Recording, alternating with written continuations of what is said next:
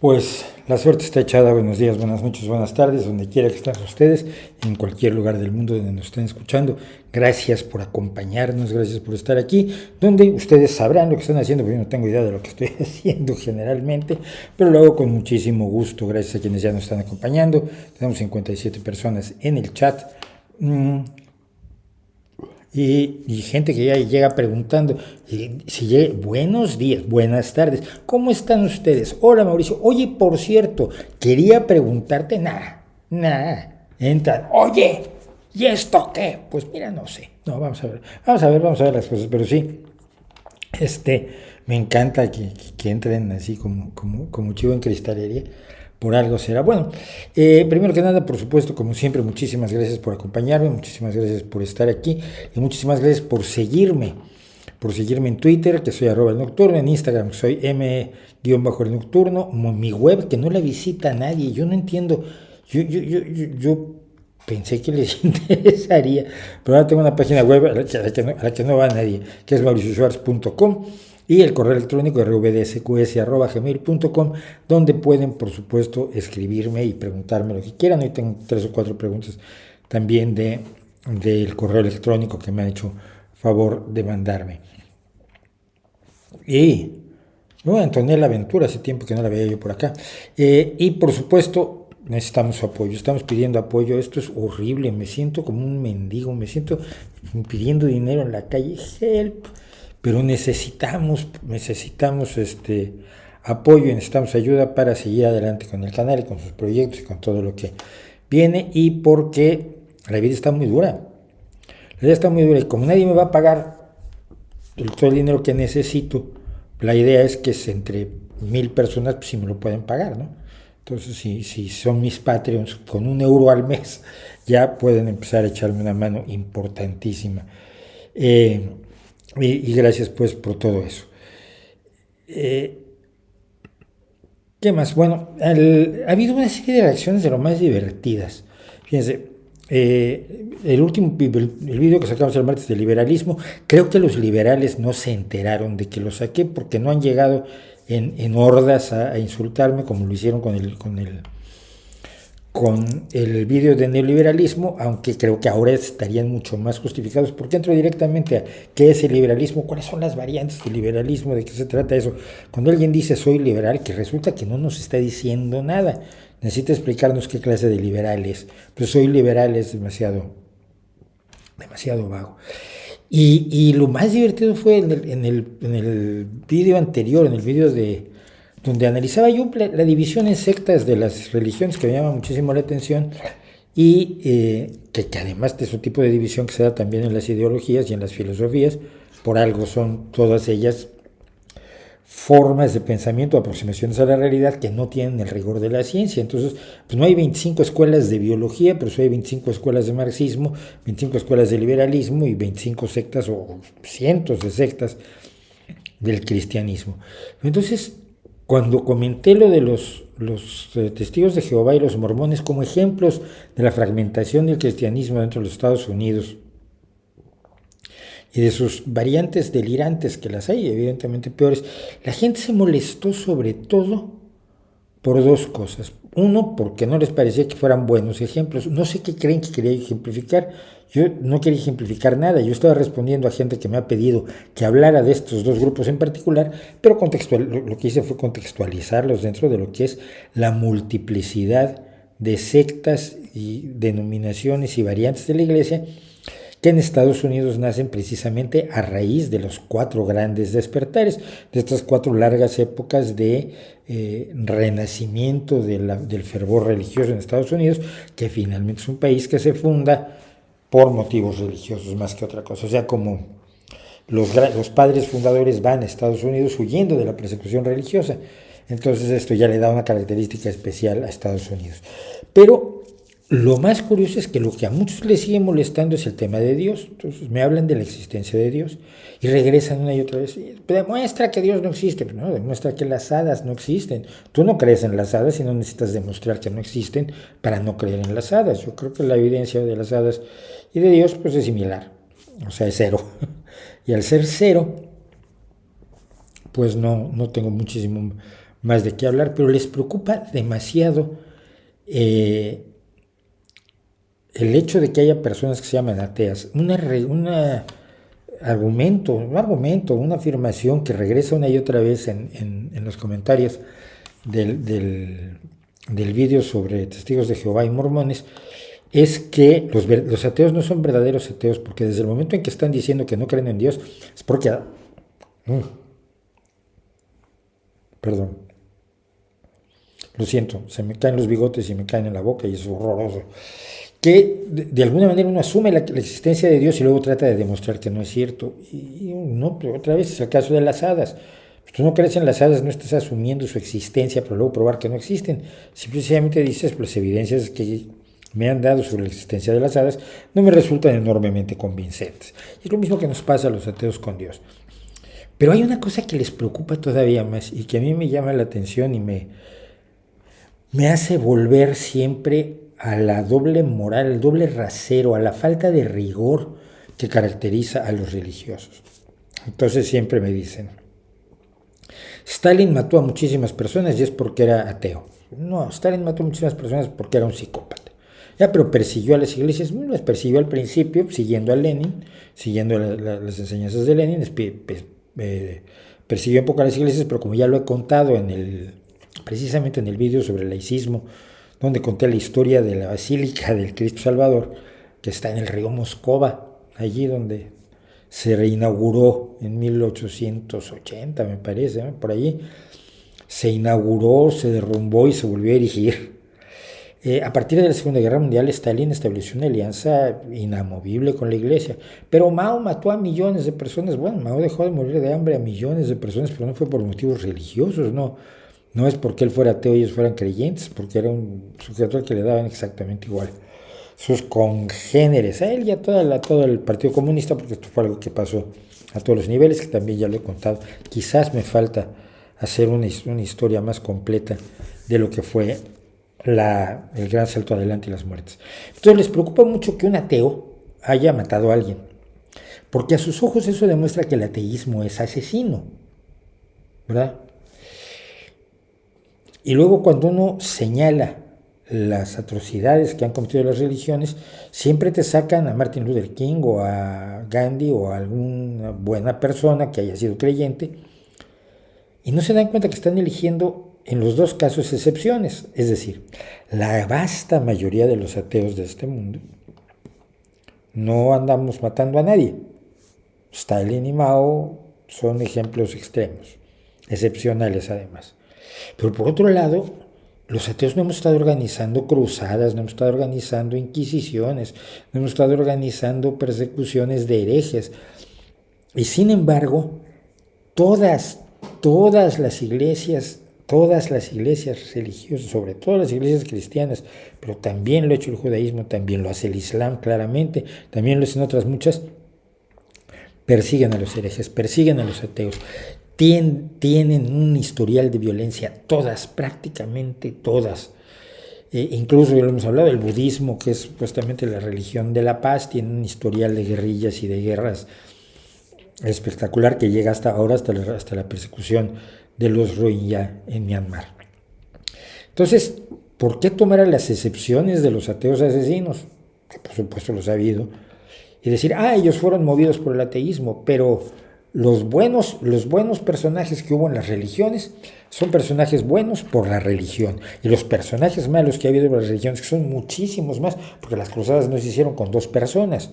No las hizo San Luis Rey, la hizo San Luis Rey y una pila de gente a la que convenció que había que ir a matar o herejes o musulmanes o etcétera, para recuperar a Jerusalén. Eran miles y miles de personas dispuestas a matar a otros por su religión. Y los grupos islamistas están formados por cientos, y en el caso del Estado Islámico, miles de personas que están claramente dispuestas a matar por su religión, porque así lo ordena su Dios. Ellos son la mayoría de la violencia religiosa está realizada por muchísimas personas, y la mayoría de la violencia que ejercen ateos, los ejercen ateos aislados. Y no se ejerce en nombre del ateísmo, nadie te corta la cabeza en nombre de no Dios. como si te cortan la cabeza en nombre de Dios. Entonces, esta falta de rigor y este manejo de lo excepcional según conviene me llama muchísimo la atención, porque está una y otra vez en los comentarios que he recibido sobre mi video sobre testigos de Jehová y mormones, donde además creo que traté de ser bastante equitativo con los testigos de Jehová, que son enormemente molestos, pero que en el mundo de las locuras religiosas pues, no son los más chiflados, ¿no? Pero bueno, ¿qué le vamos a hacer? Así está la cosa. Bueno, vamos a ver un poco qué nos están dicho, que me están diciendo, aparte de los que me reclaman. ¿Qué piensa? La desigualdad está aumentando enormemente. No es cierto. Te pido esto, mira, Domingo González. Para la próxima semana, al correo electrónico, ya sabes, a rvdsqs@gmail.com, aquí lo tienes, está abajo, en la parte de abajo, la parte de abajo, aquí, ahí, rvdsqs, me mandas los datos con una fuente sólida y clara, una fuente creíble, no el amigo de mi prima como Nicki Minaj, lo que usa para no vacunarse. El amigo de mi prima se le hincharon las bolas, pero resulta que igual no fue por la vacuna. Entonces, ahí en RVDSQS, me mandas todos los datos que tienes, toda la información sobre cuánto ha aumentado la desigualdad en el mundo en el último siglo. 1921 a 2021, ¿vale? Y entonces lo hablamos, porque que tú dices que la desigualdad está aumentando enormemente, no es cierto. Que la clase media ha pedido poder adquisitivo de compra es 1000 veces menos cierto, pero bueno, estoy dispuesto a que me des los datos. Dame los datos. Los ricos han multiplicado su riqueza, eso sí, los ricos creo que han multiplicado su riqueza, creo que hay más ricos que nunca, y sin embargo hay menos pobres que nunca, lo cual allí debe ser analizado. Pero bueno, dame tus datos, pásame la información clarísima, y yo con todo gusto la semana próxima la comentamos. Y si sonó esto y lo moví, lo siento. ¿Qué opinas de las personas que toman canciones antiguas y cambian las letras para hacerlas moralmente correctas? Pues es un hobby aburrido, ¿no? ¿Qué respondes de que cierta derecha se autoproclame verdaderos revolucionarios o verdaderos contracultura? Pues, o eso afirman, el feminismo, los derechos LGBT y el progresismo en general, al menos en el mundo occidental, son cosas, por así decirlo, mainstream. No son mainstream ni de lejos, pero ni de lejos. Y el hecho de que tú estés en contra del sistema no te hace verdaderamente revolucionario. Hitler estaba en contra del sistema. ¿Estás dispuesto a considerar a Hitler y a Mussolini grandes revolucionarios e iconos contraculturales? Estás absolutamente chiflado, pero vale, te lo paso. No creo que eso sea ni siquiera relevante, pero bueno. Saludos desde California también, saludos desde California. ¿Qué opinas sobre el lenguaje inclusivo y la lucha que se trae con la RAE? La RAE la hallo totalmente despreciable. El lenguaje inclusivo, lo vuelvo a decir, me parece un esfuerzo innecesario, absurdo y comodón. Es decir, la gente que no está dispuesta a dar la batalla por las grandes causas del siglo XXI elige formas de militar que le resulten, primero, poco onerosas, que no le cueste mucho trabajo, que no tenga que estudiar, que no tenga que aprender y que no tenga que moverse mucho de casa. Si puede hacerlo todo desde el teclado, pues mejor. Y dos,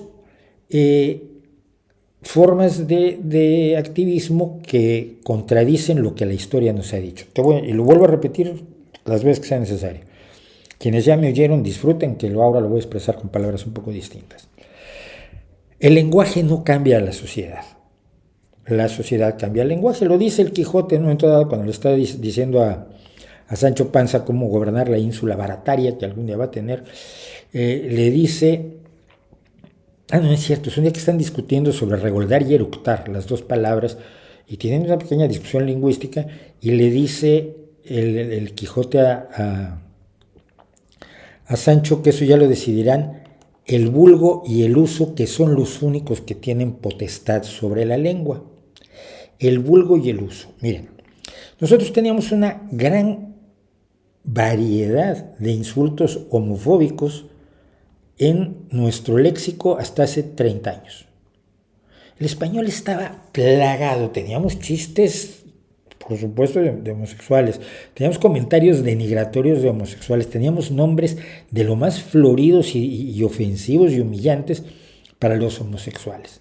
Pues los homosexuales estaban vistos como eran alguien, ellos eran los que estaban allá, eran ellos, no eran nosotros, ¿no? En los últimos años, y gracias a la lucha de los homosexuales y de los altersexuales en general, hemos descubierto, para nuestra sorpresa y algunos para su horror, que los homosexuales no son aquellos que están allá, o las lesbianas no son aquellas que están allá, o los transexuales o bisexuales no son unos señores que están escondidos en un sótano ahí en las afueras de la ciudad, sino que somos nosotros, que son nuestros primos, que son nuestros tíos, que son nuestros mejores amigos, que son las personas cercanas a nosotras, que pueden ser nuestros jefes, nuestros subordinados, que no son alguien que ocurre fuera, sino que son parte de la sociedad. Y la dignidad con la que ha llevado su lucha el mundo altersexual en general, lo que llaman LGTB, Biriri, Barará, Tururún, Tantan Plus, que yo llamo altersexuales para ahorrar sílabas sobre todo, lo que han hecho es que sea ilegítimo insultar a alguien por su presunta o posible homosexualidad, por lo menos en España. En México, por ejemplo, sigue siendo muy común acusar a alguien de eso. Toda la gente alrededor de López Obrador, por ejemplo, se dedica a jugar a que la enorme virilidad de López Obrador sodomiza a sus adversarios que necesitan una pomada determinada para curarse la zona anal después de haber sido penetrados por las glorias priápicas de López Obrador. Es una forma de hablar que en España ya es totalmente inaceptable y en muchos otros países es totalmente inaceptable. ¿Por qué? No porque la sociedad cambió, porque nos dimos cuenta que los homosexuales eran parte de la sociedad, estaban más cerca de lo que creíamos, no eran ellos, eran nosotros, y además habían reclamado su dignidad y era necesario, fundamental que les reconociera todo el mundo su dignidad y que todos peleáramos por la dignidad de los heterosexuales, porque no es una pelea solo de ellos, una sociedad sana y progresista es una sociedad que no puede dejar fuera a ninguno. Entonces hay que pelear por todos los que la gente que otros quieren dejar fuera, sean mujeres, sean personas de otras etnias, sean personas de diferentes visiones sexuales o genéricas, etcétera, etcétera. Y entonces dejaron de ser chistosos los chistes de homosexuales. Dejaron de ser divertidos y dejaron de contarse. Yo no recuerdo que en ningún momento una de las reclamaciones del movimiento LGBT, etcétera, etcétera, el movimiento intersexual, fueran no me llames mariquita. No lo recuerdo. Simplemente se les dejó de llamar así porque nos dimos cuenta todos que era horroroso. Cuando la sociedad cambia, la lengua cambia con ella. La lengua no es sino una expresión de todo lo que es una sociedad, de su forma de vida, de su cosmovisión, de sus vicios, de sus virtudes, de sus prejuicios, de sus anhelos. Eso es el idioma. Si tú te esfuerzas por cambiar el idioma con una base además antigramatical, que es suponer que el género femenino gramatical tiene algo que ver con el género femenino, con la sexualidad femenina, que no es así. Yo soy una persona y esto no me convierte en mujer ni mucho menos, pues soy una persona. Y no voy a gritar que quiero ser un persono. Entonces, quienes son vagos y quieren el activismo fácil se han agarrado de esto, porque en Estados Unidos y en inglés tenía un poquito más de razón de ser, porque en Estados Unidos existe el neutro. Y entonces lo femenino tiene que ver con la mujer y lo masculino tiene más que ver con el hombre. No en todos los casos, pero sí más que ver.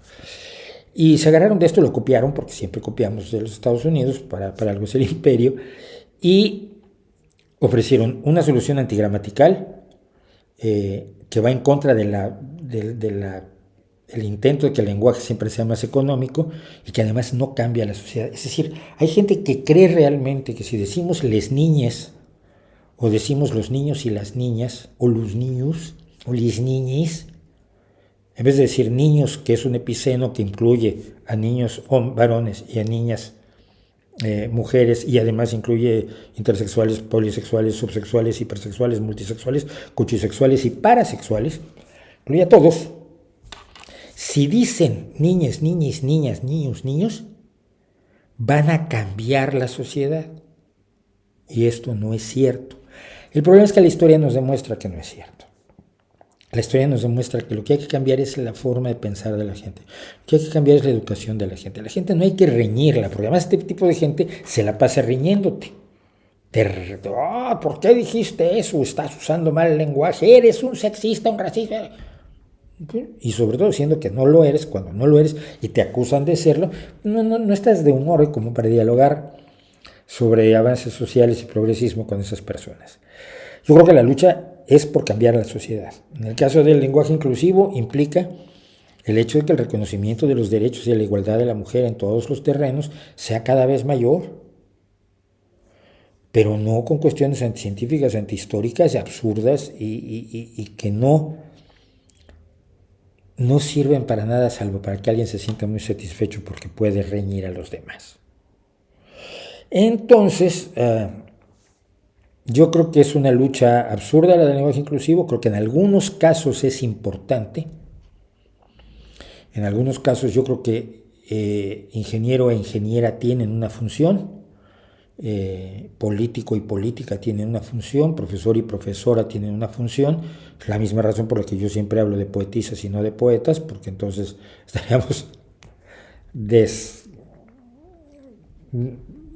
precisamente rompiendo esa idea de que puedes identificar a la gente en su profesión y es digno que se identifique a la gente con su profesión y se olvide aquella burrada que tenía la RAE, que alcaldesa era la esposa del alcalde, que todavía lo decía hasta hace muy pocas ediciones, que era una barbaridad, ¿no? Yo que he vivido con alcaldesas, dos buenísimas y una terrible de la ultraderecha aquí en Gijón, me doy cuenta que alcaldesa no es la esposa del alcalde y alcalde no es el esposo de la alcaldesa, por supuesto.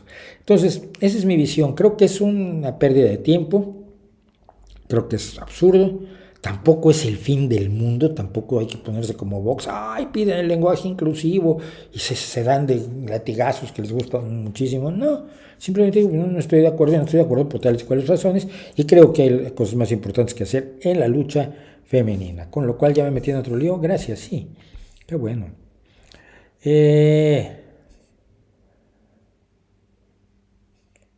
La permacultura tiene base científica, no tengo ni idea qué es la permacultura. ¿Se despenalizó el aborto la semana pasada? Sí. Se despenalizó el aborto en México la semana pasada, pero no va a pasar. El problema ha sido las leyes han sido claras desde siempre. Yo recuerdo varios casos en los que niñas violadas de 11 y 12 años, o sea, esto es lo más aterrador, lo más lacerante que te puedas imaginar. Un caso lo tengo en mi antiguo blog Charlatanes y voy a poner luego el enlace aquí. Hablo de ello. Hubo el caso de Paulina, una niña de 11 o 12 años que fue violada por un pariente y que estaba embarazada y que tenía derecho al aborto. Y a su hospital fueron a verla gente del Opus Dei, gentes del PAN, gentes de los caballeros de Colón, fueron curas a decirle que se iba a condenar, que si ella abortaba se iba a condenar a su mamá, y a su mamá decirle que la niña se iba a condenar al infierno si abortaba. La gente del PAN y el estamento católico, si mal no recuerdo, esto ocurrió en el norte de la República, creo que fue en Tijuana, pero no me hagan caso, pero fue en el norte de México, ejercieron tal presión que obligaron a una niña de 11 años a parir. Es que esto me parece aterrador. Ahora han logrado que le paguen una indemnización, pero el problema no son las leyes. México es un país que se ha llenado de leyes magníficas que no se cumplen. Entonces, aunque es de celebrarse la decisión de la Suprema Corte de Justicia de la Nación respecto de que no es legítimo penalizar el aborto bajo ciertos, como en todos los casos, bajo ciertos supuestos, esto no va a impedir que la iglesia recorra hospitales y que las monjas vayan a aterrorizar y a perseguir y hacer la vida imposible a las mujeres que toman la difícil decisión de abortar. Entonces, aunque es celebrable, me parece que como está en la situación, como están las cosas más en México ahora, donde las leyes cada vez son más de chicle, pues no va a significar demasiado. A la página web le falta contenido en la sección de blogs. Es que no he podido escribir. Es que ustedes recuerden este detalle fundamental. no me da la vida. Os voy a contar. Un segundo. Estoy haciendo una cosa para ¿cómo se llama? Un segundo. El Centro de Cultura Contemporánea de Barcelona me pidió que hablara un poco sobre las máscaras, porque van a hacer una exposición sobre máscaras, y como yo soy el biógrafo de Superbarrio, y además soy mexicano, y como soy mexicano tengo que saber algo de lucha libre, se supone, o algo por el estilo. Y sí sé algo, pero no sé lo que les gusta. Luego a ver si no se disgustan conmigo, como siempre. Entonces tengo que responder a eso. Estamos, por cierto, y no sé si lo tengo por aquí. Esperen un segundo, todo lo tengo a medias, como siempre. ¿Por qué? Porque no me da la vida. Mañana voy a estar... Sí. Déjenme ponerlo aquí. Mañana voy a estar aquí en el podcast de La Navaja de Hitchens con la pregunta: ¿es la filosofía necesaria para la ciencia? Va a haber cubetadas de hostias por todos lados. No sé quiénes son mis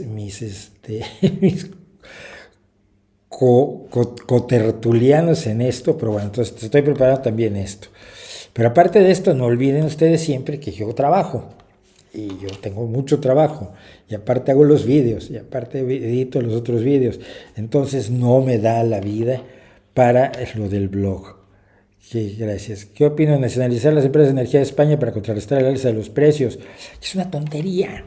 A ver, yo estoy a favor de la nacionalización, pero primero que nada, Europa no te permite hacerlo. Y estás metido en el marco legislativo europeo, que tiene muchísimas cosas buenas y tiene muchísimas cosas malas. Y tienes que aceptarlas todas. Cuando tú entras, tú las leyes de tu país no solo aceptas las que son justas, también aceptas las que no te parecen. 2. Nacionalizar no es hacer lo que hacía Chávez: exprópiese, exprópiese, exprópiese. No, mira, cuando tú expropias la industria eléctrica tienes que pagarles una indemnización que en las condiciones económicas en las que está España actualmente, esa indemnización quebraría al Estado. Y sí tienes obligación de indemnizar. ¿Sabes por qué? Porque lo establece la propia Constitución, que se supone que tú representas como gobierno. Entonces, está muy mal la situación de las eléctricas y hay que buscarles una solución.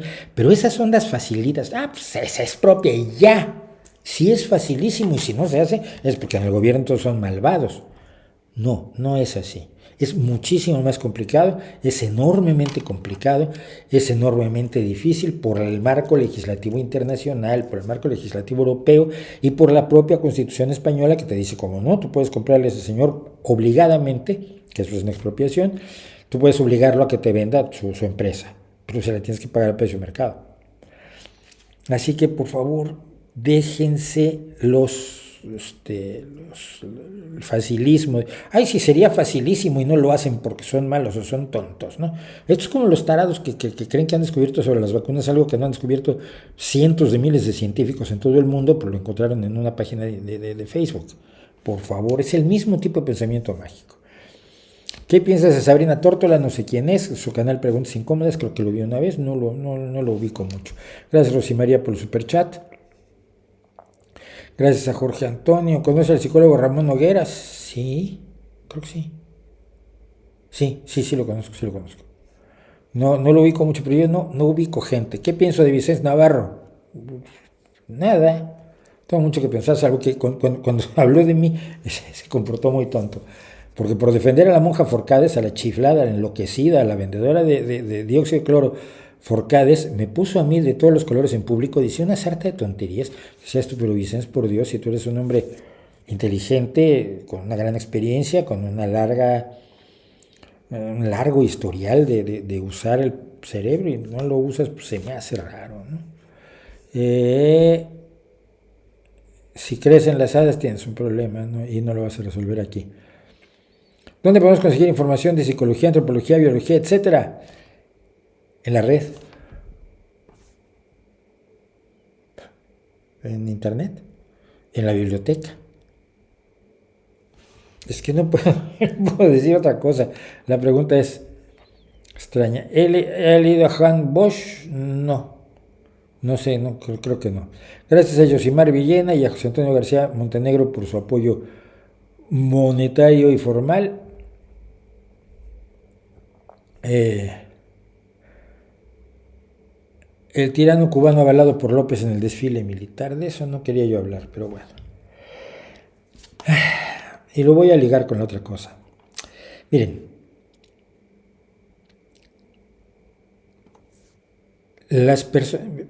quien defiende a Cuba en este momento cree que está defendiendo a un país libre que dignamente se opone a los Estados Unidos, que son los malos de todas las películas, punto. Son Thanos, pero en versión malvado. Lo cual es cierto en gran medida que Estados Unidos es el villano de muchas historias de los últimos años, pero también es cierto que el que tú seas enemigo de alguien que no es bueno, no significa que seas bueno. Pero mucha gente cree que está defendiendo la dignidad del pueblo cubano, cree que el problema de Cuba es el embargo, sin el embargo Cuba florecería económicamente, etcétera, etcétera. Son una serie de mitos que ya hemos deshilado y desmontado y destejido en este canal, pero lo cree sinceramente. No entiende que el problema que tiene Cuba es que su economía nunca floreció, nunca se levantó por culpa de Fidel Castro, básicamente, después de Raúl y ahora de Díaz-Canel, y que si no tienes una economía medianamente funcional, pues no puedes comprar. O sea, el comercio internacional funciona con comprar y vender. Si no tienes nada que vender, no tienes dinero para comprar. Vietnam le vendería a Cuba todo lo que quisiera, Canadá le vendería a Cuba todo lo que quisiera y España le vendería a Cuba todo lo que quisiera si Cuba pudiera pagar. Pero Cuba vende $1,000 millones de dólares al año en los pocos productos que tiene, tabaco, azúcar, zinc, cítricos, mariscos, y compra $5,000 millones de dólares, que no son suficientes para satisfacer las necesidades del pueblo cubano. ¿Y de dónde salen esos otros $4,000 millones? Pues de las remesas de los cubanos que están en el extranjero. Contando todo esto, Cuba es un engaño, Cuba es un desastre, Cuba es una barbaridad. Cuba nunca logró hacer ni de lejos ver realidad el gran sueño con el que todos habríamos estado de acuerdo, a todo esto que yo lo he contado cuando conocí a Fidel Castro. Yo traté de saludar al tipo que nos había entusiasmado con la idea de un mundo mejor, porque si lo saludo como el tipo que tiene a mis amigos muriéndose de hambre, ahí tenemos un incidente diplomático de consideración. Y como Mario Moya Palencia era el embajador de México en Cuba en ese momento, y Mario Moya Palencia era quien era, pues mejor me callé y saludé a Fidel sin acordarme que mis amigos estaban teniendo hambre. Pero mire, lo que más me indigna es lo siguiente. López Obrador es tonto, esto ya lo he dicho. López Obrador es un hombre con una gran limitación intelectual, es un hombre que no sabe ni leer. Si ustedes lo ven cuando trata de leer algo, se atora. Es un tipo que tiene ciertas limitaciones intelectuales y de cultura, etcétera, etcétera. Vale. Se puede ser ignorante y no saber leer y ser un gran presidente, que no es el caso, pero vamos, no lo estoy denigrando por eso.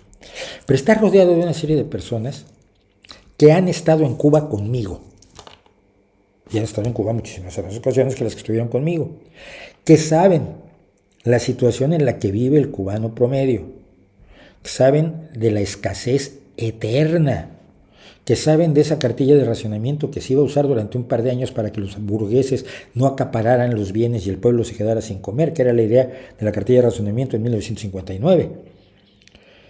En 1959 iba a durar 1, 2, 3, 4 años y sigue siendo hasta hoy la forma de comprar cosas, además de las que se compran en el mercado negro. Amigos míos o ex amigos míos que han estado conmigo, con nuestros amigos cubanos, que nos han contado cómo está la situación día tras día. Amigos cubanos a los que ayudamos a salir de Cuba porque su situación era insostenible ante la dictadura. Y no me estoy refiriendo a gente de derecha, no me estoy refiriendo a empresarios, a gente de la religiosa, malévola y fascista. Estoy hablando de escritores y de músicos que se la jugaron por la revolución y un día se levantaron en la mañana y dijeron: me han visto la cara hasta el extremo. Y he dejado mi vida en la revolución y la revolución tiene a mis hijos peor de como me tenía Batista a mí. Aquí algo está funcionando mal. Y esos que están alrededor de López Obrador, los que le dijeron sí, invita a Díaz-Canel a hacer el ridículo el 15 de septiembre, han estado conmigo en Cuba y hemos estado reunidos en casas de amigos cubanos hablando del desastre de la situación en Cuba y han visto conmigo, por ejemplo, en acción a las brigadas de respuesta rápida, dándole una paliza a un chaval porque era disidente. Una paliza en la noche. Las brigadas de respuesta rápida son grupos paramilitares o militares disfrazados de civiles que se dedican a la pedagogía a hostias contra los disidentes en Cuba.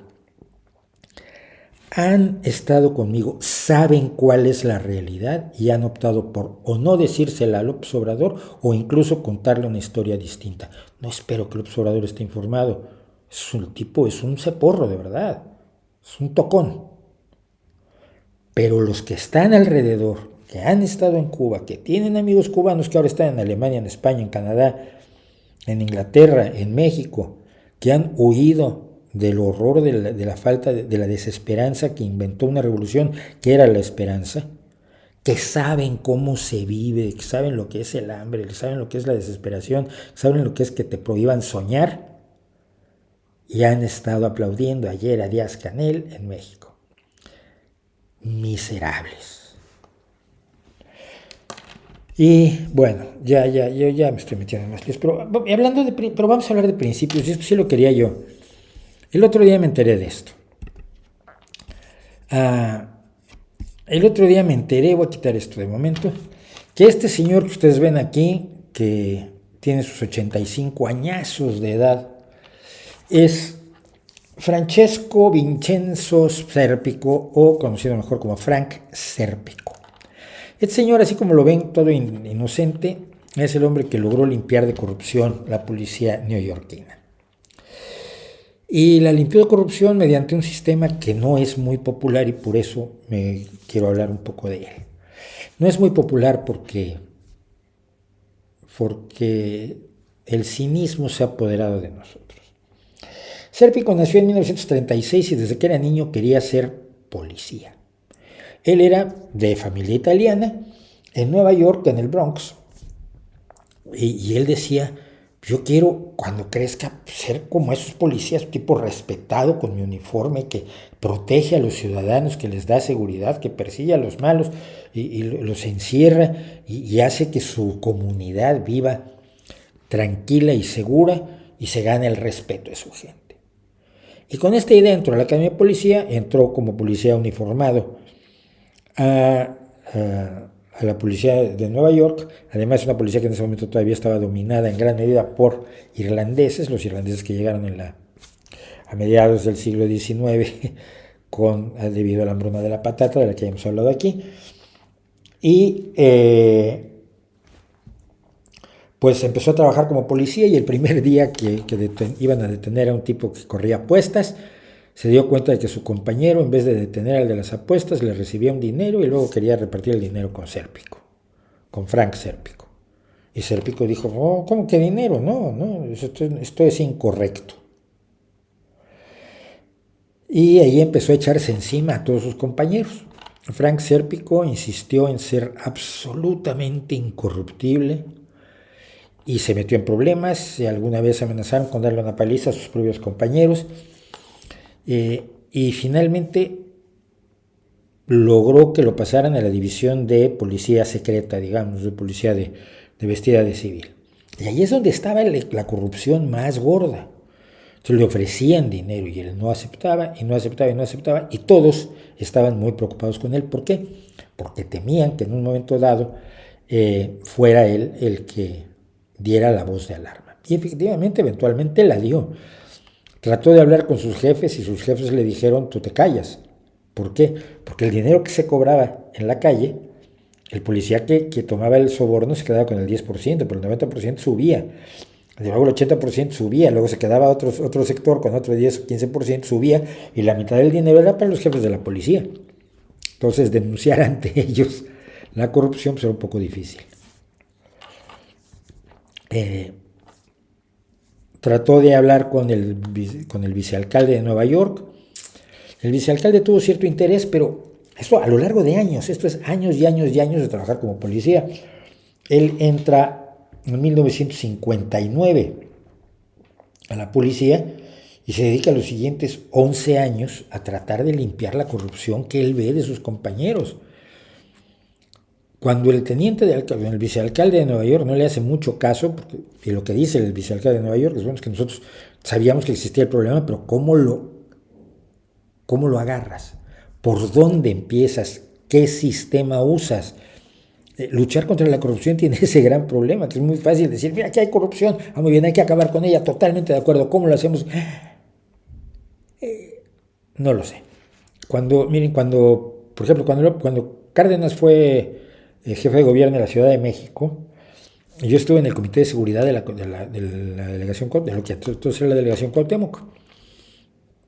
Y mucha gente me decía, ¿y por qué no echan a todos los policías corruptos? Y le decía yo, porque son gente que está en connivencia con los delincuentes, que es gente que está armada, es gente que sabe todo lo que ocurre, tiene una cantidad de información enorme que para delinquir le puede resultar enormemente sencilla. Entonces lo que me estás pidiendo, vamos a echar a todos los policías, vamos a echar a la calle un montón de delincuentes absolutamente impunes, armados y con una gran cantidad de información. No, tenemos que irlos manejando poco a poco y hablar con los policías. Yo hablaba con los policías, imagínense, hablaba con los jefes de sección de la policía. Oiga, mire, es que no puede ser, es que miren, en este paso de peatones, en este cruce peatonal, están asaltando gente y ya se lo dije 3 veces y yo no sé si alguno de ellos es primo de alguno de sus amigos, pero esta es la última vez que le voy a decir que eso tiene que acabarse. Necesitamos un policía porque ahí de 7 a 9 de la noche hay gente asaltando, punto. Y esto eran broncas con la policía constantemente. Además, nosotros éramos los rojos, los del Partido de la Revolución Democrática, que ahora estábamos gobernando. Era tremendo. Bueno, es muy difícil. Entonces, cuando Sérpico se hartó de esto, fue al New York Times, con un periodista honesto, que también había que encontrarlo, y le soltó la sopa, y empezó a escribir un reportaje sobre la corrupción. Y lo primero que pasó es que un jefe del New York Times bajó y le dijo al reportero, déjalo, ¿no ves que nosotros le damos dinero a los policías para poder aparcar los coches del New York Times en la calle 47? De ese tamaño era la corrupción. Afortunadamente otros jefes del New York Times dijeron, oye, no, mira, tú lo vamos a publicar de todos modos. Se publicó. Y entonces tuvo que actuar la gente, tuvieron que actuar las autoridades, el alcalde de Nueva York, el vicealcalde de Nueva York y demás. Pero entonces, misteriosamente, en un arresto, a Sérpico le meten un tiro en la cara. De hecho, tiene todavía alojado un trozo de bala en la cara y obviamente no pudo volver a trabajar como policía. Hacia unos años después de su hazaña, porque se limpió muchísimo de corrupción la policía de Nueva York y además a él se le jubiló, hombre, quedó incapacitado en una acción de trabajo. Al Pacino se hizo famoso, la primera película que hizo famoso Al Pacino fue Sérpico, donde contaba precisamente la historia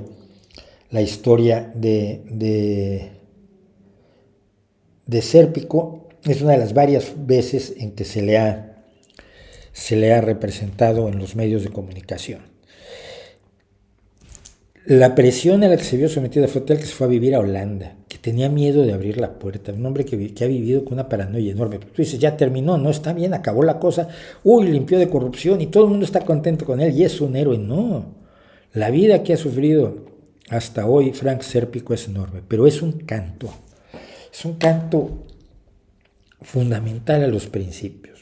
Los principios de un Mandela que se pasa 27 años picando piedra, literalmente. No estoy haciendo una metáfora de estas de la prisión. No, le daban piedras grandes para que con un martillo las convirtiera en piedras pequeñas. Había trabajos forzados en la Sudáfrica del apartheid. Y un hombre que puede estar 27 años convirtiendo piedras grandes en piedras pequeñitas con un mazo y que salga sin rencor y movido ante todo por sus principios, o lo admiras o no tienes ninguna relevancia moral. Gente como Sérpico, gente como Witold Pilecki, de quien quiero hacer un video, gente como Mandela. Lo que me alarma es que sean tan pocos. Es decir, que lo más fácil sea el cinismo, o mirar para otro lado, o recibir el dinero. Yo me la he hecho muy fácil para mantener mis principios. Siempre busco la forma de no depender de la posibilidad de la corrupción, pero esto no quiere decir que yo sea ni de lejos un personaje como lo es Frank Sérpico o como lo es Nelson Mandela. Pero, ¿por qué nos hemos vuelto cínicos? Es lo que a mí me viene alarmando. ¿Por qué nos hemos dejado de preocupar por los principios? Porque toda la política se hace supuestamente a partir de principios morales. Tú tienes a la derecha diciendo es que el derecho a la propiedad es moralmente correcto y a partir de ello arman sus historias. O el hecho de que mi raza sea superior es lo que me parece moralmente correcto, es una visión moral. Todo lo despreciable que ustedes quieran, pero es una visión moral. Pero cuando trabajas según tus principios, ¿cómo es posible que al final haya tanto cinismo respecto de los principios, que un Frank Sérpico sea verdaderamente excepcional, que un Mandela sea excepcional, que alguien que no se corrompe y que no mira para otro lado sea excepcional? Miren, en momentos como las guerras, y pienso en la Segunda Guerra Mundial o pienso en la Guerra Civil Española, o sostienes los principios o estás perdido. La gente que se jugó todo por proteger a los republicanos perseguidos por la tiranía franquista, la gente que se lo jugó todo por proteger a los maquis o a los partisanos o a los judíos en todos los países europeos, hizo un ejercicio de principios que deberíamos tener en cuenta más y más cada día hoy. Creo que el cinismo que tenemos ante el tema de los principios nos convierte además en cínicos respecto de otras personas, y eso me alarma aún más. Es decir, siempre que tú hablas de política, alguien te dice que el problema es que los políticos que están allí, las personas que están allí, ellos, los demás, todos son corruptos. No se les da la menor posibilidad de que alguno sea una persona decente, noble, buena, de principios. Cuando te vuelves cínico respecto a tus propios principios, te vuelves cínico respecto a los principios de los demás. No crees que tengan principios. Te resulta imposible creerlo. Te resulta imposible creer en la buena fe, en la buena voluntad. Y entonces tomas la brocha gorda y pintas a todos los políticos igual. Aunque unos hagan la sanidad pública y otros traten de destruirla, nos las arreglamos para pintarlos moralmente iguales, como si solo atendieran a sus intereses personales, cuando es evidente desde el momento en que hay labores de beneficio social que no es así, que hay gente interesada en servir a sus conciudadanos.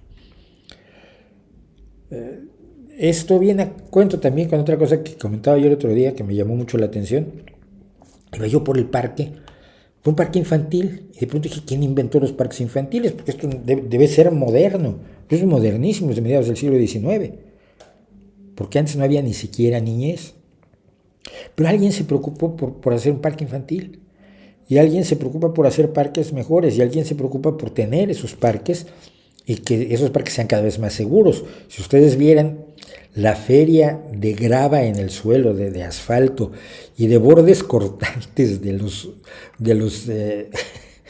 juegos que teníamos nosotros de niños, columpios con esquinas más agudas que un cuchillo de carnicero, subibajas con óxido y con áreas donde podías pellizcarte y perder un dedo del pie en el mejor de los casos. Horroroso, pero eran los parques infantiles que había entonces, y esto ha mejorado y se ha gastado el dinero de la sociedad en esto porque es bueno para los niños. Hombre, ya tienes que partir de la base de que alguien no solo está pensando en su beneficio. Creo que tenemos que aprender de gente como Sérpico. Creo que tenemos que aprender. No creo que carezcamos de principios, pero creo que nos hemos vuelto demasiado cínicos con nuestros principios, con nuestros propios principios y con los de los demás. Y eso me lleva a otro tema que quería yo tocar, pero que voy a tocar, creo que ya después del corte, porque se nos ha echado un poco el tiempo encima. Bueno, y me dicen,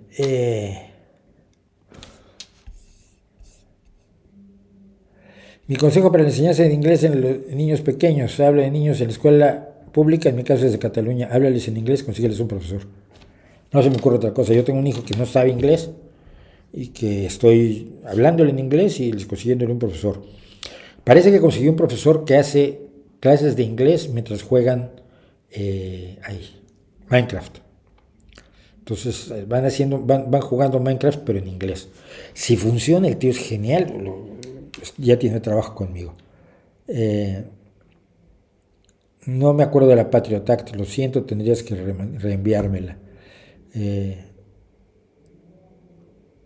Porque aquí fíjense, esto es maravilloso. No, esto, Gridlock lo voy a guardar para después porque va a lo que, de lo que quiero hablar, que es de periodismo.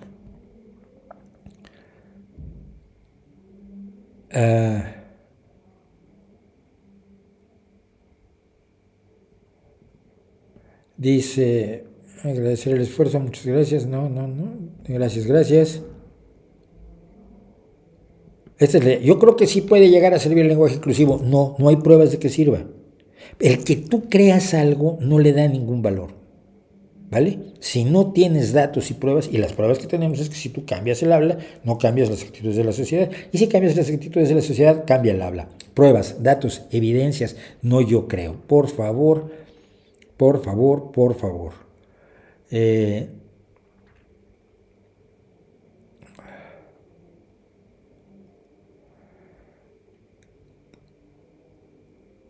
A ver.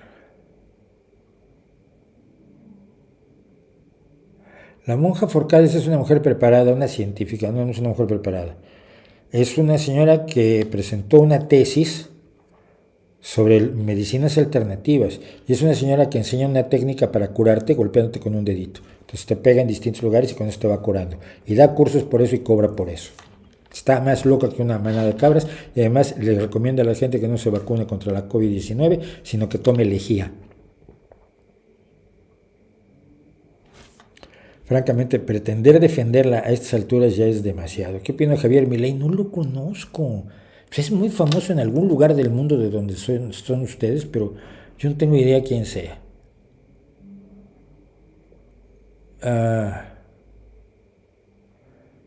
El Inspiration 4 no sé qué es. Fuentes de información fidedignas de la red. No, tienes que adquirir un poco de experiencia sobre qué es fidedigno, qué es confiable y qué no lo es. Hay algunas formas de detectar cuando algo es una charlatanería, especialmente cuando no tiene fuentes, pero no lo puede hacer.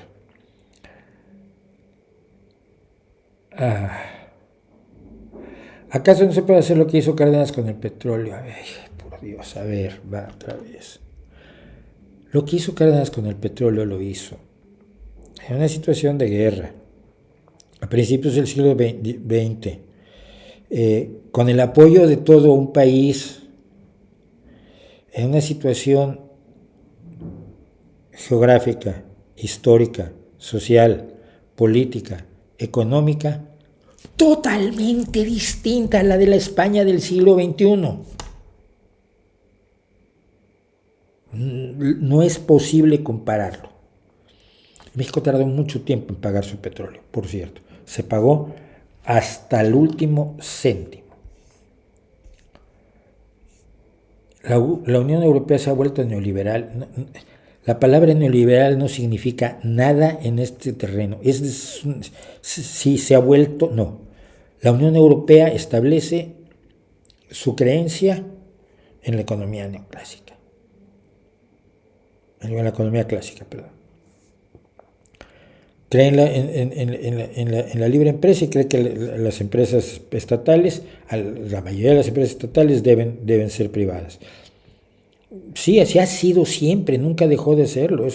La Unión Europea nace para facilitar el comercio.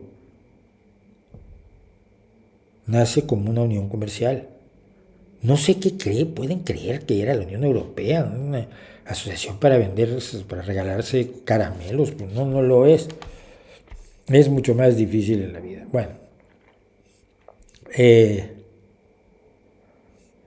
Gracias a qué bueno que veo a Olga Patricia difundiendo charlatanería, porque ha quedado a partir de este momento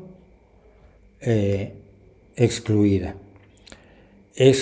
porque eso sí, lo que no voy a permitir yo es que en este canal se pueda difundir la idea de que, por ejemplo, esta pandemia que hemos vivido, esta gloria de la ciencia y del esfuerzo colectivo, que el otro día la presidenta de la Comisión Europea, Ursula von der Leyen, explicaba cómo Europa no solo compró 700 millones de dosis para vacunar a Europa, sino que es el único país que compró otros 700 millones para el resto del mundo, que son totalmente insuficientes. No voy a decir que no, pero ni Japón, ni Estados Unidos, ni Rusia, ni nadie habrá hecho algo similar. Y venir a decir que esto es una pandemia, no lo voy a permitir para nada, para nada, para nada. Tú puedes creerlo, por supuesto, pero no puedes venir a difundirlo aquí, afortunadamente. Me recomiendas una banda de chicas que se llama Skating Polly. Yo te recomiendo otra que se llama The Warning, que las he estado oyendo hoy últimamente de manera quizás obsesiva, y probablemente siento que no me emocionaba el rock así desde el Larkin Poe, desde que el Larkin Poe empezó a trabajar hace los 5, 6 años ya en forma seria, no 7. Pero les recomiendo a The Warning, y les voy a seguir recomendando. Acaban de hacer un cover, que no es un cover, de Enter Sandman, de Metallica, con Alicia Cara, que es una cantantita pop, para el disco de homenaje a los 30 años del disco negro de Metallica, y están rompiendo el mundo. ¿Por qué? Porque todo el mundo estaba esperando un cover de Metallica, copiando lo que hace Metallica, y lo que han descubierto es que estas chicas se han apropiado de la canción, como Jimi Hendrix se apropió de All Along the Watchtower de Bob Dylan, que no suenan como la canción de Bob Dylan para nada, pero que es ahora la versión que mejor conoce uno de All Along the Watchtower. Es una de las grandes, probablemente el mejor cover que se ha hecho en la historia. Entonces, oigan a The Warning. No es que sean mexicanas, yo no tengo orgullos nacionales, bobos, es que es un grupo de rock de primer nivel, un power trio. Para todos los que les gustan los power tríos, Cream, Rush, en cierta medida lo era The Who, ese es un power trío moderno que les va a dar mucho. ¿Has leído a Harari? No he querido leer a Harari. Sasha Port, gracias por el apoyo, Sasha. ¿Qué más me dicen? Desbancó China Estados Unidos como la mayor superpotencia mundial, no todo, ni de lejos. ¿Qué hay de cierto de la decadencia de Estados Unidos? No sé, ellos están en decadencia desde que yo nací, y pues no ha pasado. Entonces es una decadencia muy larga. No conozco a Diego Rusarín. Es que ustedes conocen gente que...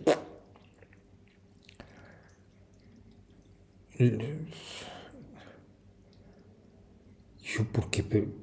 Si Javier Milei dice Boris Johnson argentino, ¿y a mí qué me va a interesar verlo? Al contrario, huyan corriendo a gran velocidad. ¿Qué opina de la reforma estatutaria propuesta por el gobierno asturiano esta semana? No la he visto con calma, tengo que reconocerlo, no la he revisado con calma y lo voy a hacer. El que me parece el Atheist Experience no lo he visto, o sea, he visto alguno, pero no me parece bien, pero no tengo opiniones, es que no tengo tiempo para ver todo lo que ustedes ven. Veo otras cosas que luego recomiendo. Hoy, por ejemplo, iba a traer unas recomendaciones de YouTube, precisamente viendo las reacciones a The Warning. Estoy harto de los que hacen reacciones, sobre todo en el rock, porque todavía en el mundo de la música vocal es distinto. Pero en el rock, los que me gustó mucho, uy, es awesome, genial, ay, unbelievable. No es una reacción a una canción, a una pieza musical. Una reacción pretende que interiorices en esto. Pero bueno, el mundo de las reacciones se ha vuelto una especie de plaga en YouTube. Pero me encontré con un tipo que sabía de lo que estaba hablando. Un tipo que es teórico musical, pero que está haciendo reacciones de rock. Se los voy a recomendar la próxima semana. De momento, vamos a hacer un pequeño corte, porque lo que viene después va a ser de rompe y rasga.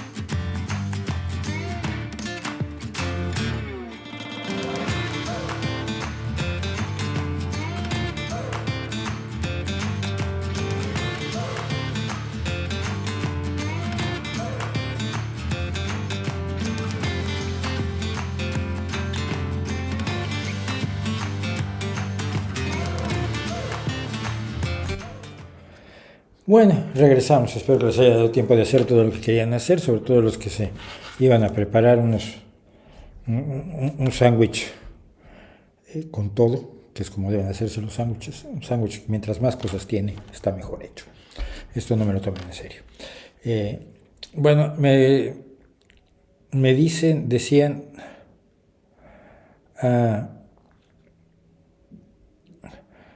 nos cuenta Evaristo Hurtado que su familia ha sufrido durante años las influencias del energúmeno de Corbera. Corbera es este personaje que se ha inventado la bioneuroemoción o la biodescodificación, no me acuerdo cuál de los dos se llaman como se les va ocurriendo, pero que es un personaje que finge que va a ayudar a la gente, que cree que afirma que todas las enfermedades provienen de cuestiones emocionales, que deben arreglarse por cuestiones emocionales, le cobra un montón de dinero a la gente y luego se le mueren. Es así de sencillo.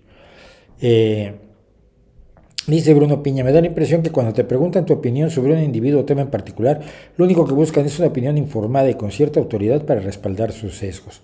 Informada cuando tengo informes, por eso muchas veces digo que no los conozco, me preguntan sobre un montón de gente sobre la que... Luego me preguntan muchas veces sobre la misma. Y Rosarini, pues sigo sin verlo y sigo sin tener interés en verlo. O sea, es que en serio, no. Si me dices un grupo de rock, pues sí me interesa verlo. Es que es un tipo que es escéptico, que bueno, que haya muchos de esos. Pues me voy a ver todos los canales escépticos de este mundo, tengo el mío.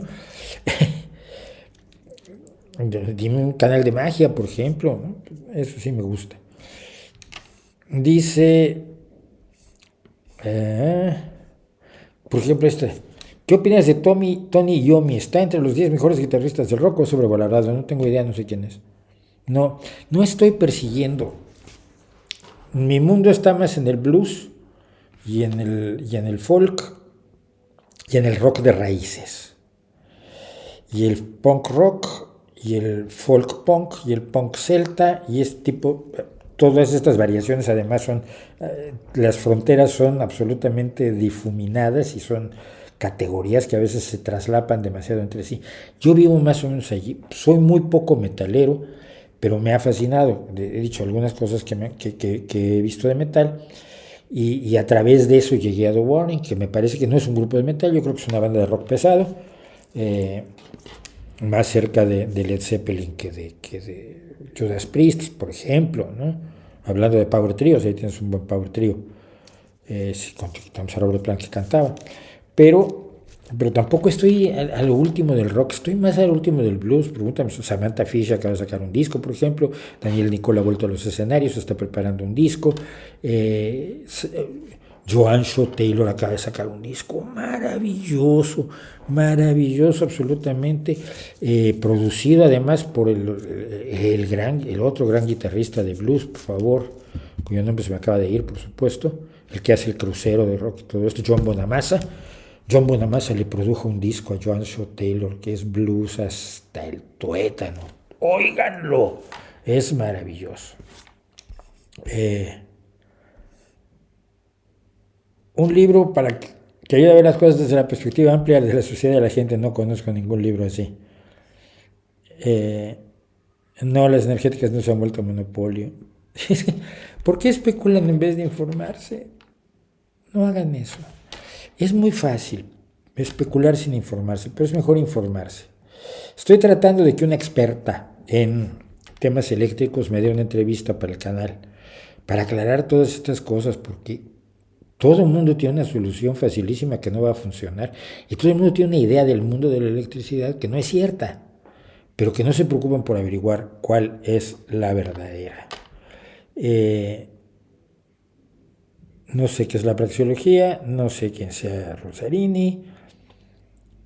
Que el gobierno de México diga que el glifosato es el herbicida más peligroso, lo sé, porque no lo está diciendo solo el gobierno, lo está diciendo Elena Álvarez Bulla, una renegada de la ciencia a la que se le ha entregado la ciencia mexicana, de la que he hablado los últimos 3 años amplísimamente. Y luego vamos a lo que quería yo ir hoy. Y esto va a ser largo, se los advierto, porque igual nos comemos 2 temas que quería yo tocar hoy, que es periodismo y la Gran Muralla Verde, pero es que esto es interesante. Y empieza más o menos así.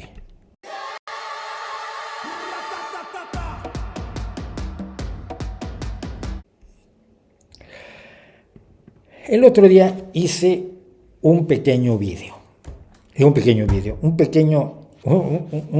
pequeño hilo de Twitter, donde traté de explicar por qué me parecía estúpido lo de quitar la estatua de Colón y poner una estatua, una cabeza de una mujer olmeca. Me parecía primero que nada que, aunque ya había habido ataques a las estatuas de Colón, estos últimos años lo que ha promovido esto son sobre todo el quitar las estatuas confederadas en Estados Unidos. Son estatuas totalmente distintas. Las estatuas confederadas de los Estados Unidos se erigieron en la década de 1920 y 1930 en un movimiento de revisionismo histórico, se llamó el movimiento de la causa perdida, tratando de presentar a los generales y a los militares de la Confederación de Estados Unidos, de la Confederación que se trató de escindir de los Estados Unidos y que provocó la guerra civil, presentándolos como buenos chicos que ellos lo que querían era cosas bonitas, pero no, la esclavitud no era para nada eso. Y eso no es cierto, históricamente no cuela. La única razón por la cual se creó la Confederación y le declaró la guerra al norte, al gobierno legítimo de los Estados Unidos, fue que el gobierno legítimo de los Estados Unidos estaba por abolir la esclavitud y la gente del sur quería conservar la esclavitud. Y yo contaba una historia que me parece relevante. La esclavitud fue un hecho normal en toda la humanidad. Nunca fue bueno, pero fue normal en toda la humanidad. Colón tomó esclavos, por supuesto, pero los mexicas, los que serían conquistados 30 años después de que llegó Colón a tierras de lo que hoy es América, pues también tomaban esclavos en grandes cantidades, y hay estatuas de grandes esclavistas en México, como la de Ahuizotl, que están allí, pues un emperador azteca que cometió un montón de atropellos y luego inauguró el Templo Mayor con unos terribles sacrificios humanos por cientos o por miles para consagrar a Huitzilopochtli el Templo Mayor. Era lo que pasaba, no es que fueran especialmente salvajes los mexicas, es que así se hacía, era lo normal. Los mayas por su lado también hacían sacrificios humanos, y cuando los cartagineses estaban en la edad, en el Neolítico tardío, también hacían sacrificios humanos, y los celtas hacían sacrificios humanos, etcétera, etcétera, etcétera. Bueno. Entonces, aquí nadie es un malo como lo sería hoy si hiciera sacrificios humanos y tomar esclavos, ¿se me entiende? Entonces, sí, Colón tomó esclavos, Colón no tenía por objeto esclavizar a la América que no conocía, no es culpable de lo que pasó después, y analizado en su contexto histórico, pues era un tipo común y corriente, ¿no?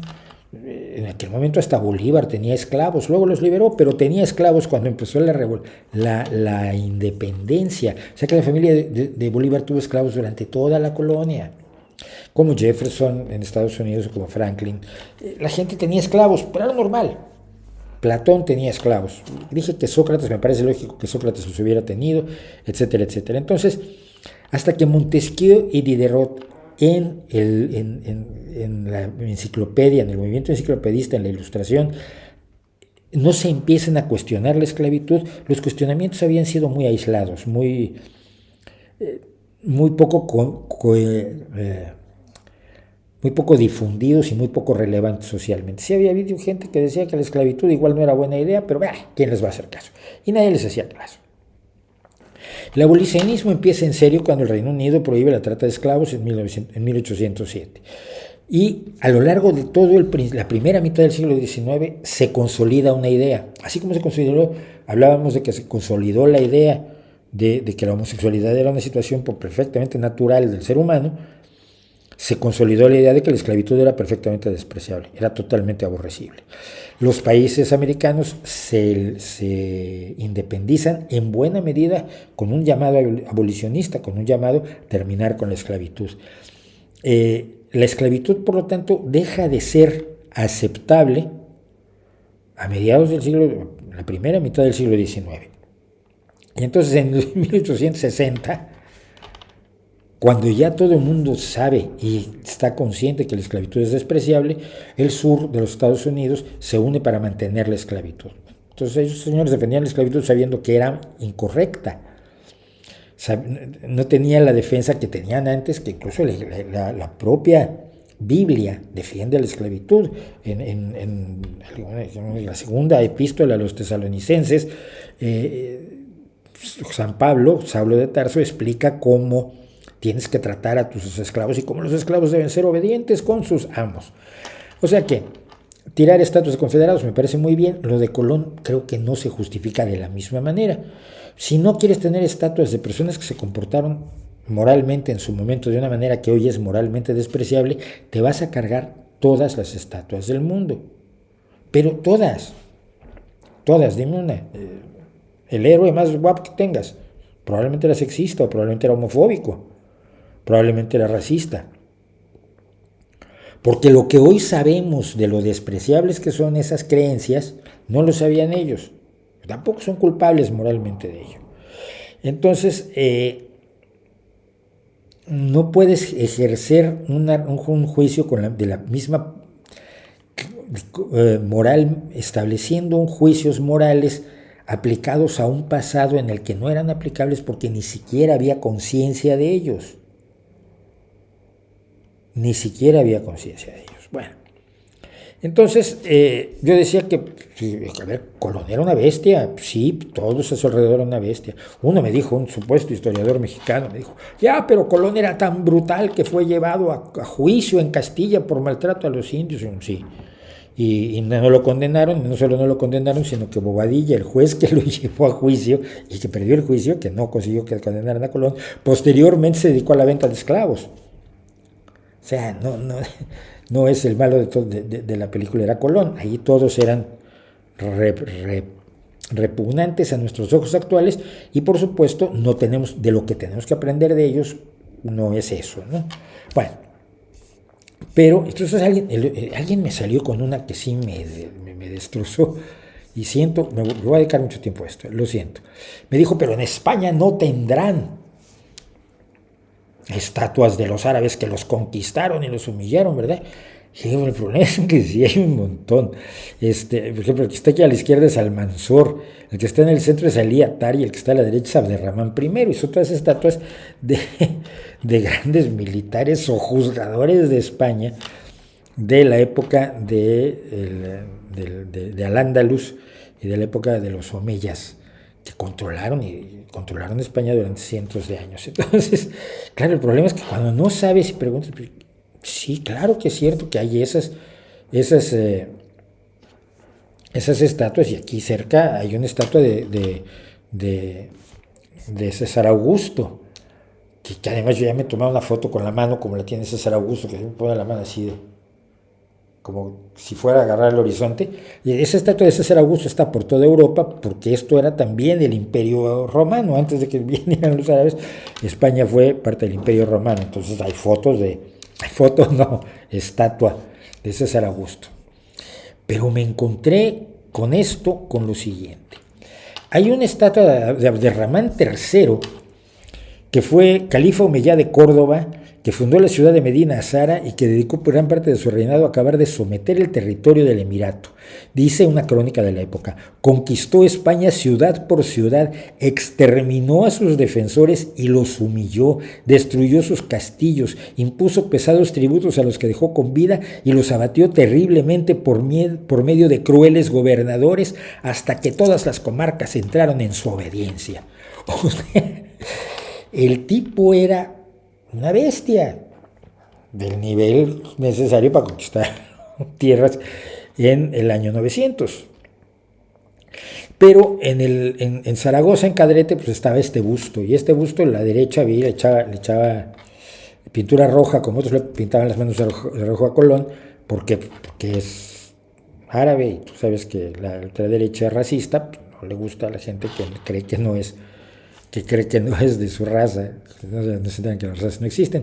Y entonces el partido nazi Vox, leo que consigue, en 2020 fue esto, sí, consigue que el ayuntamiento retire el busto de Abderramán III, porque Abderramán III fue un hombre que le hizo mucho daño a España, ¿no? Digo, la lógica de del gobierno mexicano al quitar estatua de Colón es como la de Vox, creo, en alguna medida. Lo más curioso es que Izquierda Unida, por ejemplo, protestó contra la retirada del busto de Abderramán III, y yo me imagino que si mañana le preguntan a Izquierda Unida sobre si hay que quitar estatua de Colón en la Ciudad de México, pues va a decir que sí.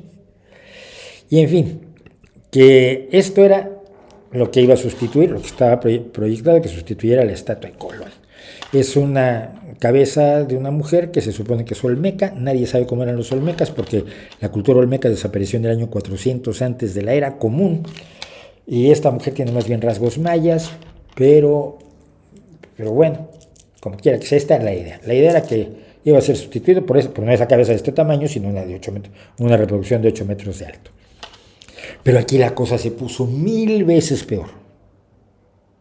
1000 veces peor. ¿Saben cuál es el problema aquí? El problema no es que esta mujer no sea olmeca, que no sepamos, los olmecas no usaban este tipo de adornos en la nariz, y que el pelo pues, es más maya. Y no, el problema está a la derecha. El señor que está a la derecha, ¿se fijan bien en él? Pues resulta que uno de los más agraciados por el régimen de México, por López Obrador, un tipo que gana sueldos suficientes para meterse más de 50,000 euros al año, según informan, denunció lo siguiente: la representación de lo indígena no corresponde a artistas blancos que instrumentalizan tradiciones e identidades para ganar dinero. La representación de lo indígena corresponde a la mirada de las comunidades mismas, de sus artistas, que son muchos. Está hablando de las comunidades indígenas en México, todas las cuales son mestizas. Todas las cuales son mestizas, y él también lo es, aunque él está muy orgulloso de sus ancestros indígenas, como yo lo estoy de mi abuela, que es zapoteca, ¿no? Pero todos somos mestizos.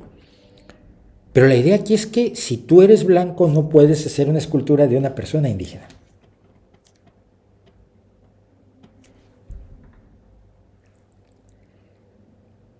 Y este es un asesor importante del partido en el gobierno y del gobierno, insisto, alguien tan adorado, que tiene varios salarios que le suman una cantidad respetabilísima al año. Es uno de los grandes intelectuales orgánicos.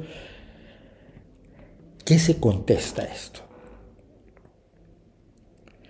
Tu color, tus ancestros, que tú me veas poco indígena a mí, pese a que soy 14% indígena del sureste mexicano. Yo le pregunté a Gibran, oye, ¿qué tipo de estudio de ADN vas a utilizar para autorizar o no a un escultor?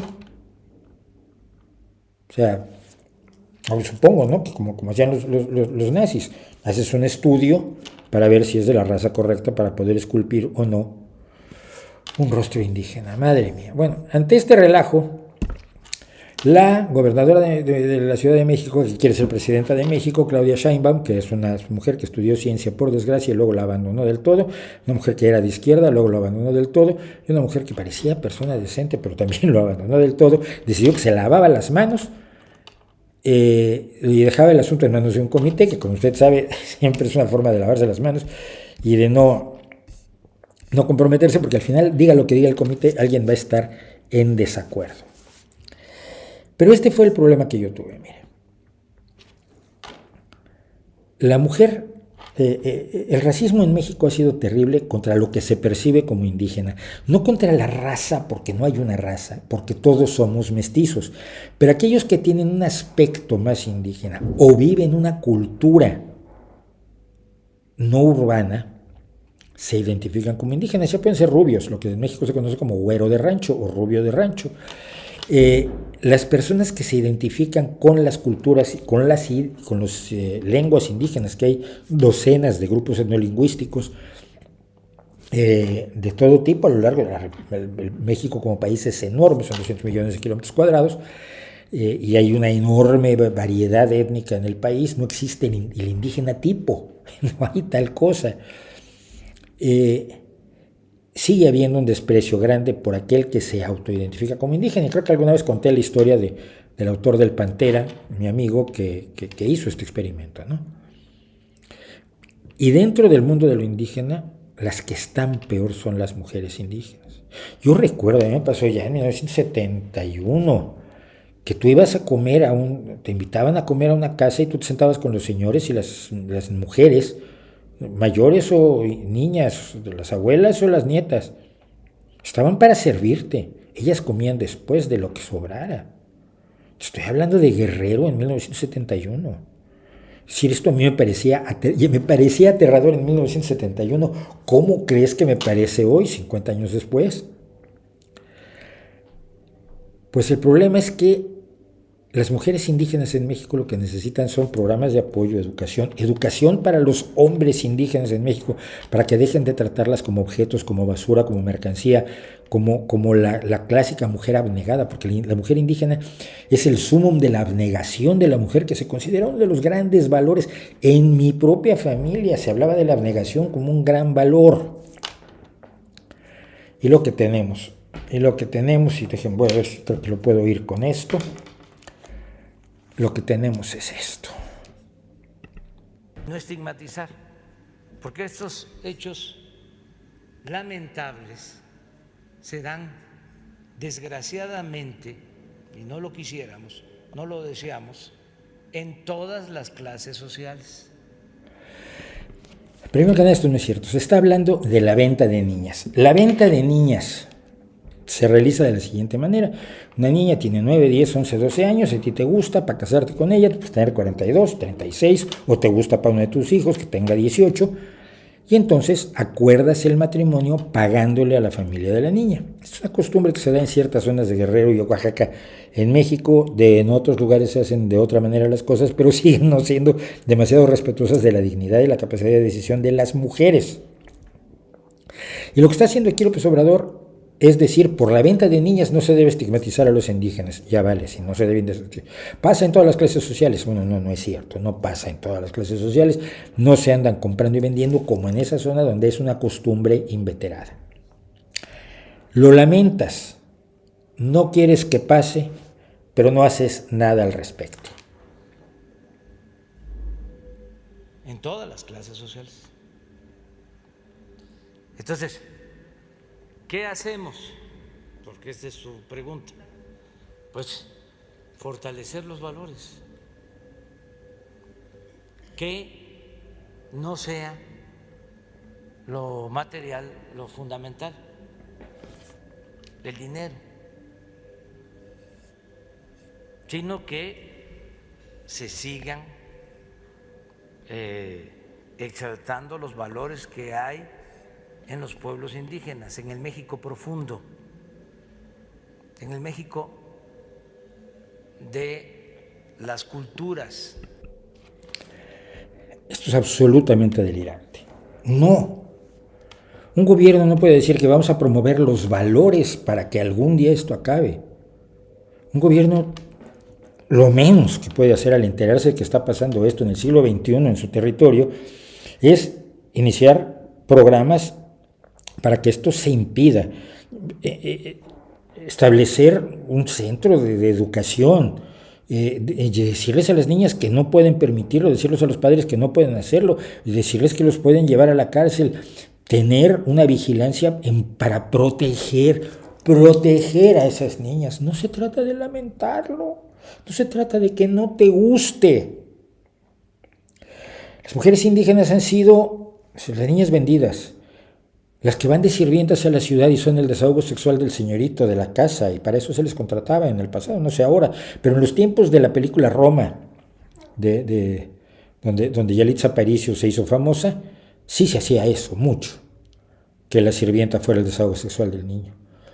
Golpeadas, violadas, sin posibilidad de acudir a una justicia que las desprecia porque son mujeres e indígenas. Y lo que tú vas a hacer es quitar una estatua de Colón y poner una estatua de ellas, de una mujer indígena tipo así, estándar, genérica, en vez de hacer algo por las mujeres indígenas. Soy tonto probablemente y me reconozco tonto, pero sinceramente creo que esto es un despropósito gigantesco. Por otro lado, y para terminar con esto, Lo más divertido es que el autor de la escultura de Colón fue Charles Cordier, y era un escultor francés. Pueden encontrar varias de sus obras en el Museo d'Orsay en París, que se afanó en representar dignamente a personas de etnias diversas. Tiene bustos de dignísimos hombres y mujeres africanos, asiáticos y árabes, donde él trató de representarlos no caricaturescamente, sino de realmente darle dignidad. Busquen los bustos de Charles Cordier, es magnífico, siquiera por eso, por lo menos, que no vayan a convertir esto en chatarra. Pero, porque finalmente la estatua es lo de menos, aunque también está por ahí de Bartolomé Las Casas, que fue el defensor de los indios y que también ya lo quitaron de allí. Pero al final lo que importa realmente es el problema del indigenismo en México, del falso indigenismo, del indigenismo de relumbrón, donde todo es forma y nada es fondo, y donde el indígena sigue siendo objeto de cambio, a quien se le pide el aplauso, a quien se le ve como un niño, a quien se infantiliza, de quien nos avergonzamos.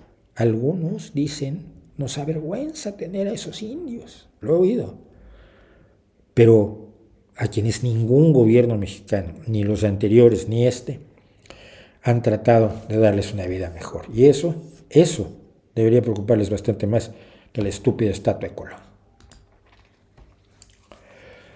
Ya me metí en un lío grande, sí, gordo, sí, bonito. Bueno, pues sí, porque esto le dediqué más de media hora, creo. Lo siento, pero es que de verdad yo me indigno.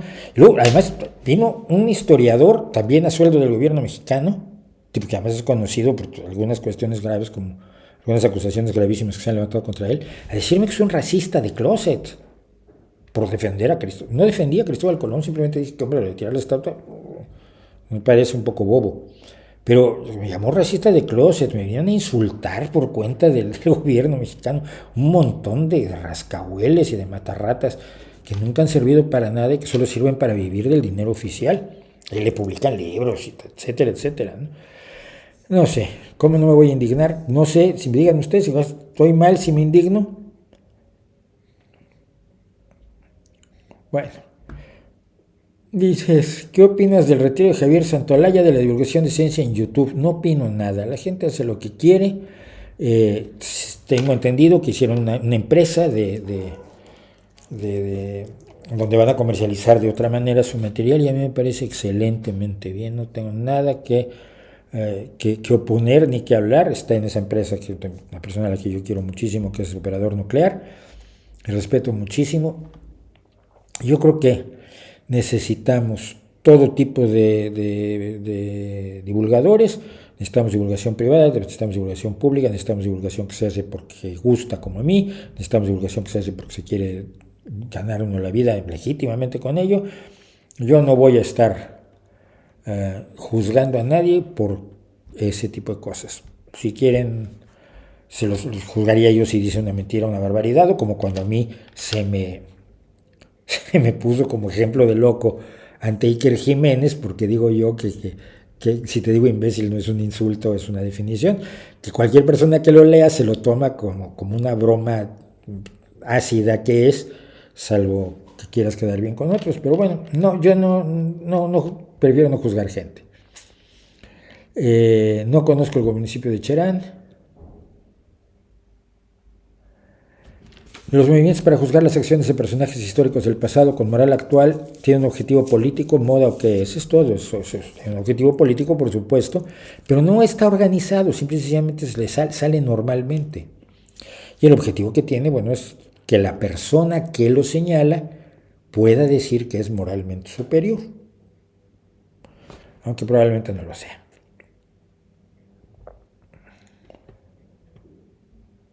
Inspiration 4 es la misión espacial de civiles que está orbitando la Tierra durante 3 días. Pues que tengan suerte, yo siempre sería mejor llevar un piloto, pero bueno. Dice aquí algo interesante Alexander Yela. Dice lo mismo respecto a hacer juicios morales sobre conductas incluso de hace pocos años, no sé, en los 60 y 70. Es que sí, pues que machacar a alguien porque en los años 70 hizo un chiste homófobo, pues lo hacían todos, el que no lo hacía miente. Los hacían hasta los homosexuales para ocultarse, por favor. Porque además, siempre, sobre todo con la gente a la que hoy se le recrimina lo que hizo hace 20, 30 o 40 años, se establece la idea de que no es posible redimirse, que no es posible cambiar, que no es posible mejorar nuestras posiciones, que teníamos que haber nacido puros y libres de todo pecado y vamos a ser hijos de la Santísima Concepción, de la Purísima Concepción. Y si no nacimos con todos los atributos morales que los wokes o los justicieros sociales, falsos justicieros sociales, dicen que debes tener tú hoy, si no naciste así, entonces naciste con pecado y por lo tanto te pueden insultar, cosa que es terrible. De verdad, los que construyeron las pirámides egipcias no eran esclavos, sino algo similar a trabajadores asalariados. No algo similar, eran trabajadores asalariados. Zahi Hawass encontró las viviendas de los trabajadores y ha encontrado multitud de información y de documentos que establecen el tipo de cosa que se hizo para las pirámides. Entonces, no eran esclavos. Además, no, en Egipto, y esto ya se ha dicho, precisamente para desmontar la teoría de la esclavitud de los hebreos en Egipto, al final la Biblia lo que hace es confundir la esclavitud que hubo en Egipto con la esclavitud que sí tuvieron los hebreos en Babilonia, pero una de las razones por las que se desmonta la parte bíblica del Éxodo, donde los hebreos son esclavos en Babilonia, en Egipto, es precisamente que en Egipto no existía el concepto de esclavitud de esa manera que sí existía en Babilonia cuando los hebreos estuvieron esclavizados allí. También López se hace loco con las matanzas entre pueblos indígenas con viejas rencillas, sí, y las matanzas entre pueblos, yo me acuerdo la última vez que estuve por Chiapas, que fue hace una pilísima de años, fue la semana que estalló el Challenger, pero yo me acuerdo que había un par de pueblos, que uno era Nueva Jerusalén, y el otro, no me acuerdo cómo se llamaba, pero San Panchito algo, seguro, San algo. Y entonces Nueva Jerusalén se había vuelto un pueblo totalmente evangelista. Y entonces no se hablaban, no se querían, no se miraban. Entonces pero los domingos después de misa se tiraban se daban de balazos todos los días, o se tiraban piedras. Los domingos de 12 a 1, luego ya se iban a comer. Entonces, después de la misa había que pelearse.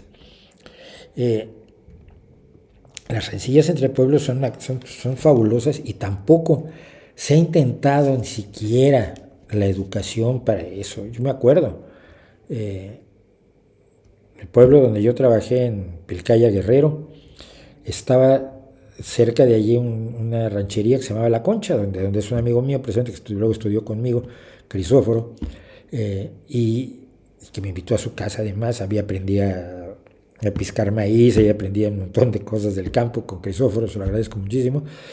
Pero a La Concha se habían ido unos porque se habían casado algunos chicos con unas chicas que las familias no querían que se casaran, los echaron del pueblo. Entonces hicieron una pequeña ranchería, creo que son 8 o 9 kilómetros de Pilcaya, porque para poder vivir ahí cerca, porque sus familias los habían echado por casarse con quien no debían. Son cosas que eran normales en el pasado y que debemos desnormalizar con respecto a lo que ocurre en la actualidad. Pero miren, cuando yo estuve estudiando antropología, y esto ya lo he contado, a mí me decían que no se le podían enseñar cosas a los indígenas porque era aculturarlos, era integrarlos a la cultura occidental. Decías, ¿pero cuál cultura occidental? No, pero la cultura europea es hija de otras muchas culturas. Pero por ejemplo, la ciencia es hija de las matemáticas de los indostanos y las matemáticas árabes. Los números se inventan en la India y los empiezan a manejar los árabes, y el gran desarrollo matemático de los árabes es el que permite que exista después la revolución científica. No, pero es que, mira, la imprenta viene de China, pero en China no tenían alfabeto, pero nosotros nos tenemos el alfabeto de la India. El alfabeto de la India es un alfabeto que permite tener tipos movibles, cosa que la escritura ideográfica china no te permite tener. Por lo tanto, la gloria de la imprenta viene de China y de la India. Y se conjunta para poder hacer el estallido de la difusión de la información en Europa, accidentalmente, incidentalmente, pero no porque haya sido ni virtud, ni exclusiva, ni nada de Europa. Por eso no le puedo enseñar matemáticas superiores a un indígena. Explícame eso. Es que su cultura es valiosa. Hombre, su cultura seguramente tiene cuestiones de carácter valioso, pero al carecer de un equivalente a la física nuclear moderna, puedo enseñarle física nuclear, o física de partículas, o química orgánica, o cálculo diferencial e integral, ¿no? Su cultura no lo tiene, puedo adicionarla con ello, enriquecerla. No, lo estás aculturando. Entonces teníamos unas broncas en la Escuela Nacional de Antropología e Historia del tamaño del mundo con eso. Por entonces tenemos a una derecha que nunca ha querido que el indígena sea algo más que un niño y un sirviente y un peón en el rancho, o un peón de albañil, o un servidor en los grados más bajos del empleo y del ingreso en México. Luego tienes una izquierda que dice que bueno, que sigan así siempre, porque si no se van a volver europeitos, y eso no lo quiero yo. Hijo mío, pues es equivalente a decir, como el telescopio lo inventaron en Holanda, no tenía por qué haberlo usado Galileo. ¿Tú crees? Me parece ridículo. Y ya he hablado de mi no creencia en la cultura europea, entonces nos podemos meter en muchos líos al respecto.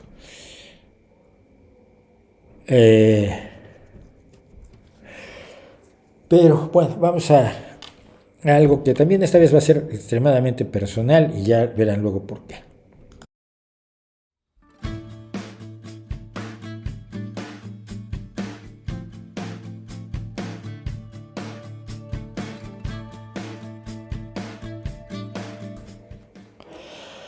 Este es mi compadre Otto Raúl González. Más o menos este era el aspecto que tenía él, es un poeta nacido en 1923, cuando yo tuve unas andanzas espectaculares con él. Dábamos charlas a cargo del Instituto para la Seguridad Social de los Trabajadores del Estado, el Instituto de Servicios de Seguridad Social para los Trabajadores del Estado.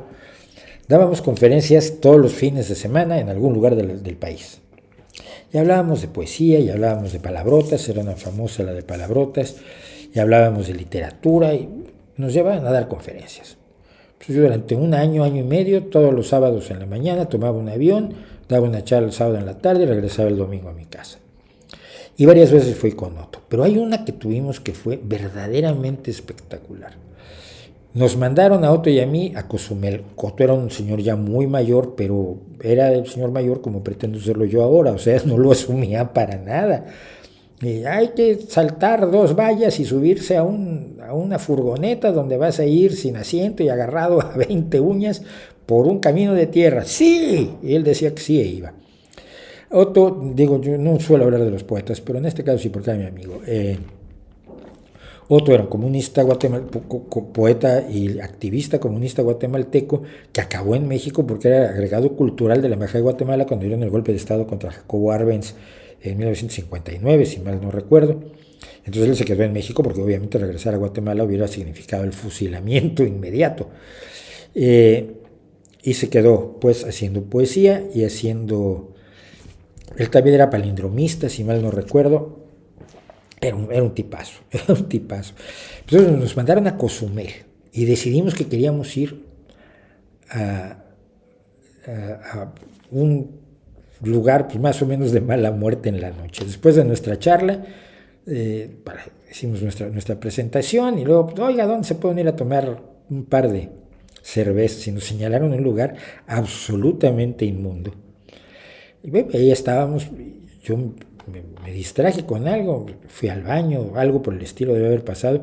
Cuando regreso me encuentro otro Raúl que medía unos 60 con tacones grandes, gritándose con un militar británico de unos 22 años de edad, 1,80 m de alto, 1,20 m de ancho, de fondo otro tanto, y se está gritando con él, y yo digo, pero es que en el momento en que le levanté la mano, el militar británico le arranca la cabeza a mi amigo el guatemalteco. Insisto, estábamos en Cozumel. Y entré corriendo, yo sé que Otto no hablaba inglés, pero le gritaba muchísimo en español. Pues entré yo con mi inglés y dije, ¿qué está pasando? ¿No? Aquí no pasa nada, tranquilo todo el mundo. Y al mismo tiempo entró un señor, un militar británico de mayor graduación y de mayor edad, pues 45, 50 años de haber tenido, que puso quieto a su subordinado, lo mandó a sentarse, y como yo había intervenido y Otto se quería ir a hacer no me acuerdo qué, dijo, ¿te quieres tomar algo con nosotros? Y dije, pues sí, cómo no. Y me senté con 8 o 10 militares británicos y su jefe. Y estaban allí porque Belice se acababa de independizar de Guatemala. Entonces había fuerzas británicas impidiendo que Guatemala entrara a tomar Belice, porque siempre tenía reclamaciones territoriales sobre Belice. Y Belice ahora era parte de la Comunidad Británica de Naciones. Entonces estaban allí defendiéndolo, pero me contaban que era tan aburrido Belice que iban a Cozumel a divertirse, cosa que tampoco era, no sé, ahora seguramente ha cambiado, pues en aquel momento no era un lugar de vibrante vida nocturna, la vida nocturna era, como digo, pues de nivel bastante bajo. Entonces me quedé hablando con ellos y de allí viene la historia, porque él me contó su historia como paracaidista en la Guerra de las Malvinas en Argentina, cuando contaba cómo no se atrevían a dispararles a los chicos argentinos a los que el miserable de Galtieri había mandado con una mantita y un fusil de basura, casi de feria, a tomar las Islas Falkland, las Islas Malvinas. Y claro, estos bajaron en paracaídas con ropa térmica, con todo lo que es los avances tecnológicos del mejor ejército del mundo desde el punto de vista de la calidad, que es el ejército británico en los años 80, y que llegaron y encontraron a esos chavales que básicamente se dedicaron a salvarles la vida. Historias que viví con Otto Raúl, que al día siguiente nos fuimos a un cenote a comer, comimos maravillosamente y luego casi nos perdemos el avión, y al regreso del avión Otto Raúl traía una rama que recogió en la calle y decidió que era el árbol de los pájaros negros y le fue rindiendo pleitesía durante todo el avión, y al final tenía convencida a la gente en el avión de que él era un chamán y que su rama con hojas negras era el árbol de los pájaros negros y era sagrado, y la gente lo miraba con arrobamiento y admiración, y decía, pero tú tienes una cara, hermano mío, como el cemento armado. Ese era el buen Otto Raúl González, a quien recuerdo con muchísimo cariño, se nos murió hace 7 años, y él inventaba, así como inventó el árbol de los pájaros negros, inventaba colores. Y tiene una serie de poemas maravillosos con los colores que se fue inventando. Así que vamos a uno de los colores de Otto Raúl, el color tuang. Y son de color tuang las mariposas que parpadean sobre el ombligo de las guitarras. Tuang es el color de los viajes imprevistos a desconocidas tierras y a ignotos mundos. Tuang es el color de las enredaderas que escalan los muros de la casa del viento. Tuang es el color del estanque en donde nos gustaría meter la mano como quien no quiere la cosa para olvidarnos del estanque, de nosotros mismos y de la mano inmersa. El color de cuando todo va muy bien y hemos matado las penas de una en una, y nos sentimos como el espejo del charco que en la tarde él solito contiene toda la inmensidad del cielo. Todo lo inesperadamente maravilloso es Tuang. 1000 estrellas juntas, una sola flor en el desierto, el hilo del agua para la sed, el pan siempre, la felicidad. Era un grande y creo que está olvidado y no suficientemente reconocido como uno de los grandes poetas del siglo XX, y bueno, por la extensión que tiene hasta hace 7, 8 años que murió, del siglo XXI. Otto Raúl González, que es un hombre que vivió una vida larga, compleja y que supo llenar de poesía. Esto es esto es distinto, pero es de sus primeros trabajos poéticos. Es de la Guatemala de su adolescencia y juventud. Amé su cuerpo entonces y su alma. Su piel fue para mí la tierra firme. La soñé como un sexto continente no registrado en mapas todavía. Soñé con la bahía de su boca. Su pelo era una selva virgen que abría su misterio mineral y oscuro. Soñé con las ciudades de sus pechos. Los ríos de las venas que afloran en su piel eran rutas abiertas a la navegación y al gozo. se podía viajar en su mirada. En las blancas llanuras de sus manos yo cultivé el maíz y buenas relaciones. Después no pude estar sino en su cercanía. Era grandísimo. Y estos son dos fragmentos de unas cantigas para Joan Baez que tienen los dos problemas. Tienen un problema. Tienen el problema de que pertenecen a un momento, cuentan un momento específico, el momento de la contracultura, los años 60, la música de protesta, de la guerra de Vietnam, pero que al mismo tiempo, aunque esto los hace viejos a estos versos, de otra forma los vuelve testimoniales de lo que rodeaba a esos momentos se dan, digamos, en la década de 1965 a 1975, cuando Estados Unidos sale de Vietnam. Tercer y cuarto fragmento de las cantigas para Joan Baez. Tercero. La voz de antiguos y aún brillantes terciopelos taladra las paredes, detiene los relojes y da la sensación de un tiempo sin espacio y de un espacio en donde el tiempo es puro olvido. Pero la química vuelve a aparecer y suelta ráfagas de aire caliente revuelto con amorosos defoliadores, delicados herbicidas y bombas bacteriológicas que eficaces. Ya no es la corte de Francia ni la apacible llanura galesa, sino la selva tropical, sus largos dedos verdes ahogando al combatiente, impidiéndole el paso, con trampas de arenas movedizas, con pantanos de ojo fosfóreo, promontorios de pelados huesos y luces pequeñas y amarillas. Montes pelados por los herbicidas, cráneos ya para siempre mondos, árboles asesinados a mansalva, vegetación sin hijos y sin hojas, mostrando al desnudo el esqueleto y las llagas y pústulas malditas. La voz de Joan Baez me llena, nos llena de aire los pulmones, limpia el horizonte legamoso, me lava, nos lava las tinieblas, hace más firme la esperanza y disipa el humo de las bombas y las ruinas.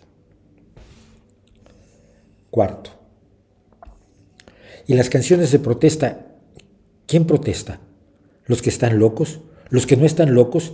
¿Es el mundo en que vivo, en que vivimos, digno de estos cantos, de esa voz? ¿Merezco? ¿Merecemos esa voz? La voz ilumina, la luz canta, el tacto mira, el ojo palpa, y miro y miramos, y palpo y palpamos, y oigo y oímos baladas y romanzas, romances y corridos de otra época, de esta época, de todos tiempos, porque esa voz es intemporal, y no está más allá o más acá del tiempo, porque es el tiempo mismo. Felices e infelices a un tiempo escuchamos esa voz, que es la voz de las flores, pero de todas las flores, incluidas las del cacto. La voz de las inmensas praderas del oeste americano, norteamericano, la voz de las carretas y de los vagones de las largas caravanas, en las que viajaron amándose, rasguñándose, protegiéndose innumerables jóvenes Jacks e innumerables rubias Marys. Es la voz que han levantado para arrollar su dolor a orillas del inmenso Mississippi. Los innumerables sobrinos del tío Sam y sus innúmeras sobrinas, es la voz que recoge la protesta, la triste dulzura, el dolor pisoteado, el amor herido, el suspiro apuñalado, la esperanza rota, la lágrima inútil, el espasmo interrumpido, la caricia no iniciada, el brillo de la sangre, la vengan, en fin, enarbolada. Otto, querido, de veras, eras un grande, además de ser el tío más divertido, uno de los tíos más divertidos con los que yo he tenido la enorme posibilidad de viajar y de vivir. Gracias, mi querido Otto.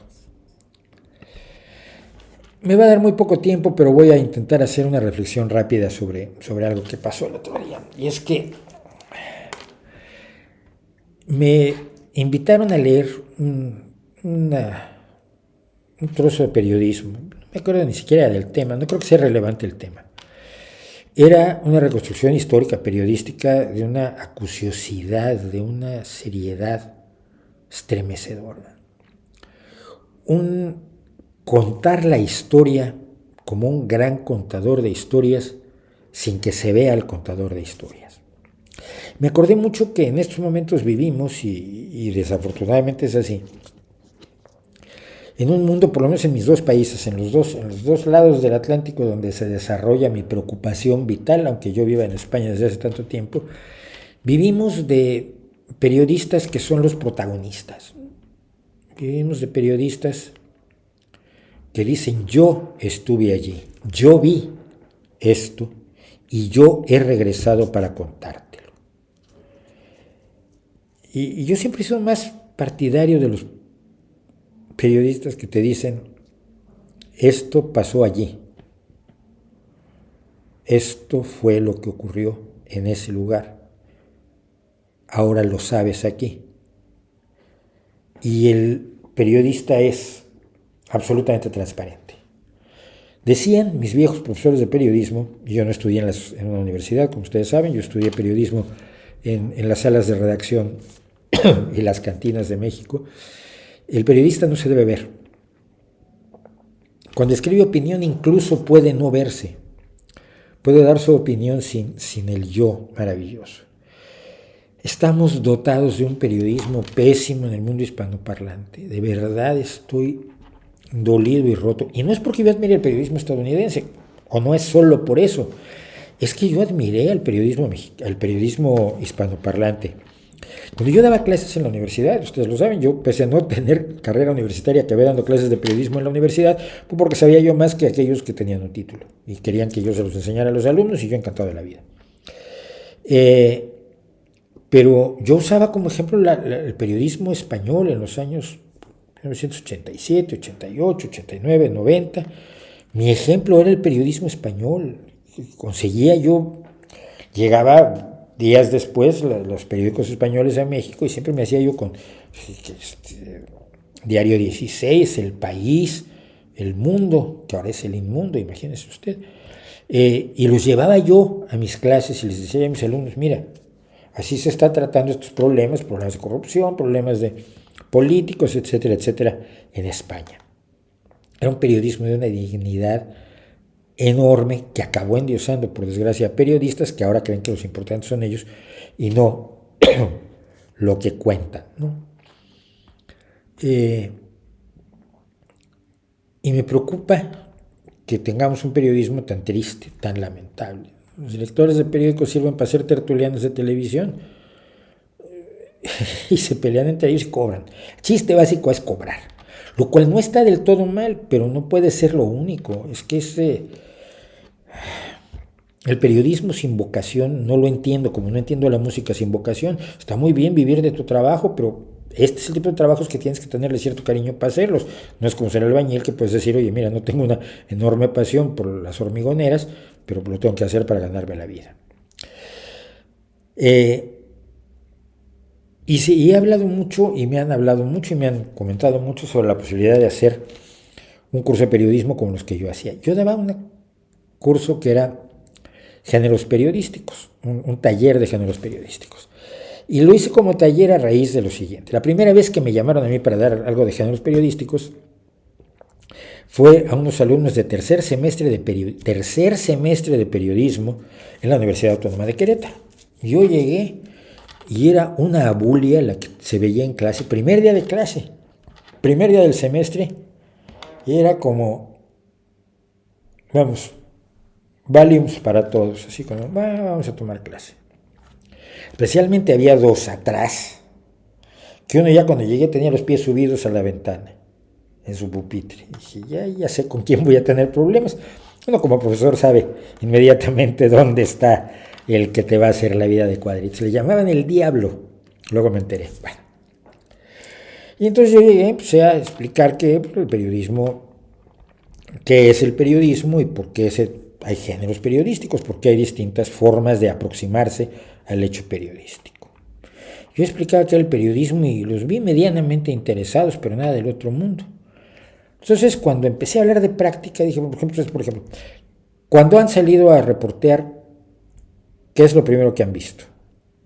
Entonces me miraron como si fuera yo el Yeti o me acabara de bajar de un platillo volador y dicen, ¿salir a qué? Un periodista sale y reportea. Es decir, va y cubre una noticia, busca la noticia, o va a donde sabe que va a haber una noticia, y la cubre, ¿no? Y entonces, ¿qué estructura siguen ustedes a la hora de hacer la nota? Ah, no, pues que nosotros hemos hecho eso. Que han estado estudiando 3 semestres. Teoría de la comunicación. El medio es el mensaje. Semiología y semiótica. ¿Pero quién les ha estado dando clase a ustedes, criaturas?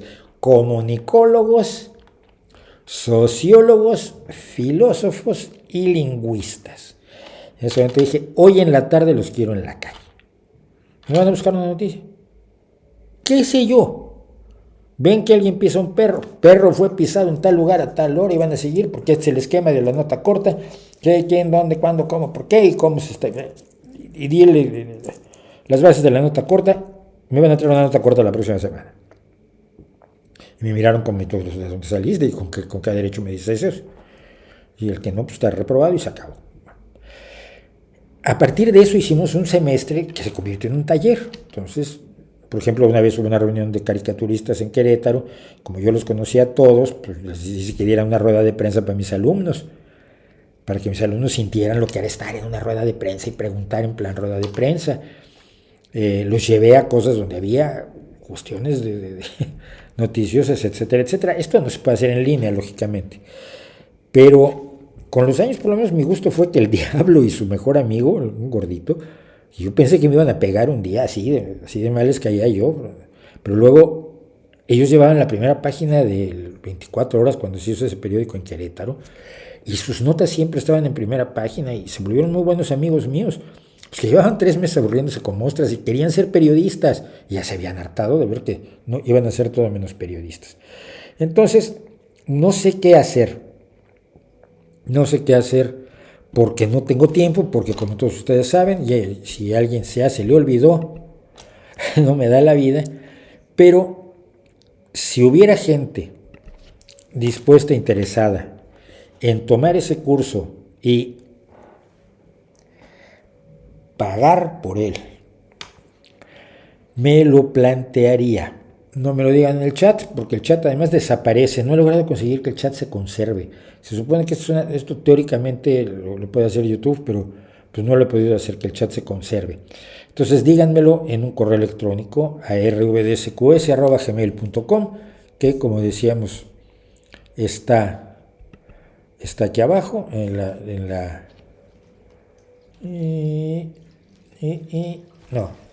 aquí abajo, rvdsqs@gmail.com. Si les interesaría que diéramos un curso de unas 10 o 12 clases, no creo que sean necesarias más, de mi visión de lo que es el periodismo, los géneros periodísticos, la aproximación periodística, el trabajo del periodismo, que es lo único que se me ocurre que pueda yo hacer ahora para contrarrestar este periodismo basura que tenemos a derecha e izquierda. Yo no soporto La Razón, por ejemplo, de Maruenda, o El Inmundo, o El Español de Pedro J. Ramírez, pero tampoco soporto el Público de los independentistas catalanes y de Pardo de Vera, y menos soporto el diario.es, donde tiene que estar alineado con Podemos, porque un día que se metió contra Podemos, se metió con Podemos el periódico, todos dijeron que iban a dejarle de ser sus socios y iban a dejar de dar dinero al director y dueño, y el director casi pidió perdón y no lo ha vuelto a hacer. Entonces eso no es información, es la hoja parroquial de un partido, que cada partido tiene derecho a tener sus hojas parroquiales, sus medios informativos, pero que los ciudadanos no tienen por qué tragar solamente el periodismo de los partidos. Y tampoco soporto en México. En Milenio están todos los destripados de Proceso. No pueden fingir que son trigo limpio. Pero el periodismo que se está haciendo en México, tampoco hay un periodismo de izquierda que haga una oposición decente, razonable, políticamente sólida a lo que está haciendo el gobierno. O son la derecha tirando en contra, o son aquello que alguna vez creyó que era de izquierda, o afirmó ser de izquierda, como La Jornada, y que hoy se ha convertido pues en la hoja parroquial tanto del partido Morena como del gobierno. Y un periodista, su principal compromiso no es ni siquiera con su ideología, su principal compromiso es con la gente y con el derecho de la gente a saber. Ya me pasé mucho rato, lo siento muchísimo, hablo demasiado, pero Se los dejo para que lo piensen, se los dejo para que lo calculen. Y mientras tanto, no me queda sino de agradecerles nuevamente. Ahora hay 169 personas. Muchísimas gracias a todos ustedes por estar conmigo en esta ocasión. Nos vemos el próximo martes, que todavía no sé de qué va a ser el video. Nos vemos el próximo jueves aquí en Vivo y Con Todo. Y como siempre, ahí les dejo mi reputación para que la hagan pedazos.